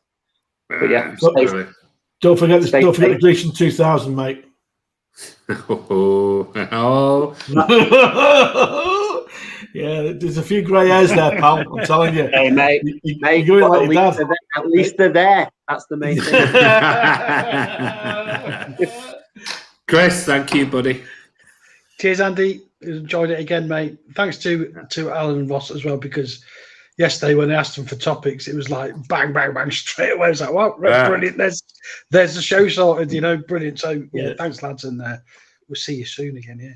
Yeah, well, a massive thank you to Chris, because Chris normally organises the Friday Night Social, and he messaged me yesterday and went, what guest do you want? Oh no, it's sure you decide, mate. It's up to you. You're in charge of guests for the Friday Night Social. And then he went, topics. Within like 20 seconds, it was like another thing back, and Alan had said, I want to talk about this, and Ross had said, I want to talk about this, and Chris also said, well, happy days, just done, literally that. So Chris does a lot of work behind the scenes, emailing people and getting guests together and things like that. So I want to say a massive thank you to Chris. He does do a good job. And don't forget, Martin will be live tomorrow to do a watch along. I think he said, did he say 12 o'clock? I'm sure it's at 12 o'clock. Yeah, it's going to be live. It's going to be live for the watch along. So don't forget, go over and I'll do it together, guys. I'll do that one. And then yes, there you go. Yeah. Oh my god. Yeah. That's ridiculous. That's ridiculous. Why is Fernandinho playing? It's ridiculous. Yeah. 12 p.m. 12 p.m. it'll be 12 p.m. Says Martin. 12 p.m. I think it's 12 p.m. But it'll be midday tomorrow for the Leeds game. And Martin did a brilliant job the other night back doing the watch-alongs, and loads and loads of views for the Dortmund game. But he'll be back tomorrow. It should be quite interesting because there's a lot of Leeds fans that have joined us and subscribed to Man City Fan TV. And Tom did a brilliant show last night. And because of that, a load have joined and like what we're doing. So let's see what happens tomorrow. You gave us your score. We've given you ours. And let's hope it's all about 3 points. That's all that matters. Finally, I'm going to just quickly say goodbye to everybody, see what they've got to say. Cheers, lads. Great show as always. Less than 12 hours to kick off. Absolutely. I'll miss next week's FNS priced out. Not a problem, mate. It is what it is.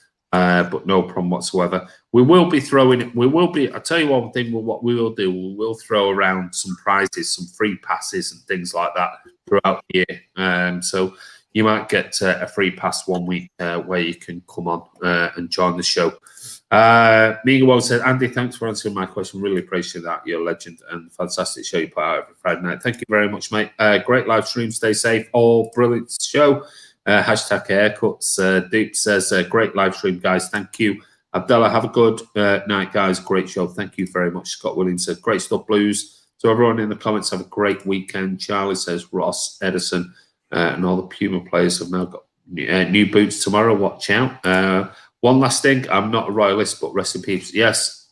Yeah. Yeah. Absolutely. Yeah, it is. Yeah.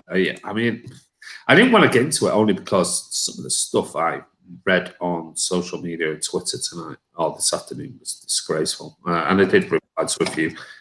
Just horrendous. Whether you like the person or not, to then write some of the shit that people have put on Twitter is just beyond belief.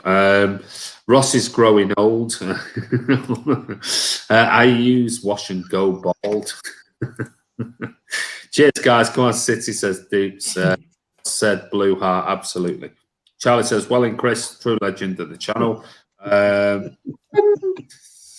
His friends. No starting on Charlie. No starting don't on start. Charlie. Don't start on his friends, son. Great stream, lads. 12 p.m. Yeah, 12 p.m. 11:50. Cheers, lads. Great show. Thank you, SAS. Charlie thinks it's funny. Great to see Martin back. Absolutely. Me once happy. Great show, Andy, and all. Cheers. Come on, City. Come on, City, says Sean. Alex says, superb show. Thank you very much, mate. It'll be like 5-0 City. Leeds are atrocious at the back. We'll wait and see. And Charlie thinks that's very funny. I mean, you on sends off tonight saying, friends. Ooh, friends. But this is Andy from Man City Fan TV. Don't forget, if you are not a subscriber, hit that subscribe button. What are you doing? What are you doing? This is the Friday Night Social. And don't forget, make sure you're hit the bell icon. Make sure your subscription. Make sure your profile is set to public, not private. We'll be back tomorrow, 12 p.m. midday for the Leeds game. Martin will be live doing a watch along. And I'm not sure, Chris, is Kurt around? Is he going to do something with him? Or not? No, I don't think Kurt can do the watch. I think he's doing the Dortmund game with Martin again. But Kurt will be back on Sunday with player ratings and post-match and possibly doing a preview. Yes. We have got a preview Sunday, definitely, for the Dortmund game. So I'll let you know now. We are previewing with the guys from Dortmund. So we will do a preview on Sunday for the game well ahead of time. So join us for that particular game. But anyway, take care. Have a wonderful evening. Stay safe wherever you are. And yeah, don't forget, hit that subscribe button. And also go over and join the Patreon. We'll see you soon.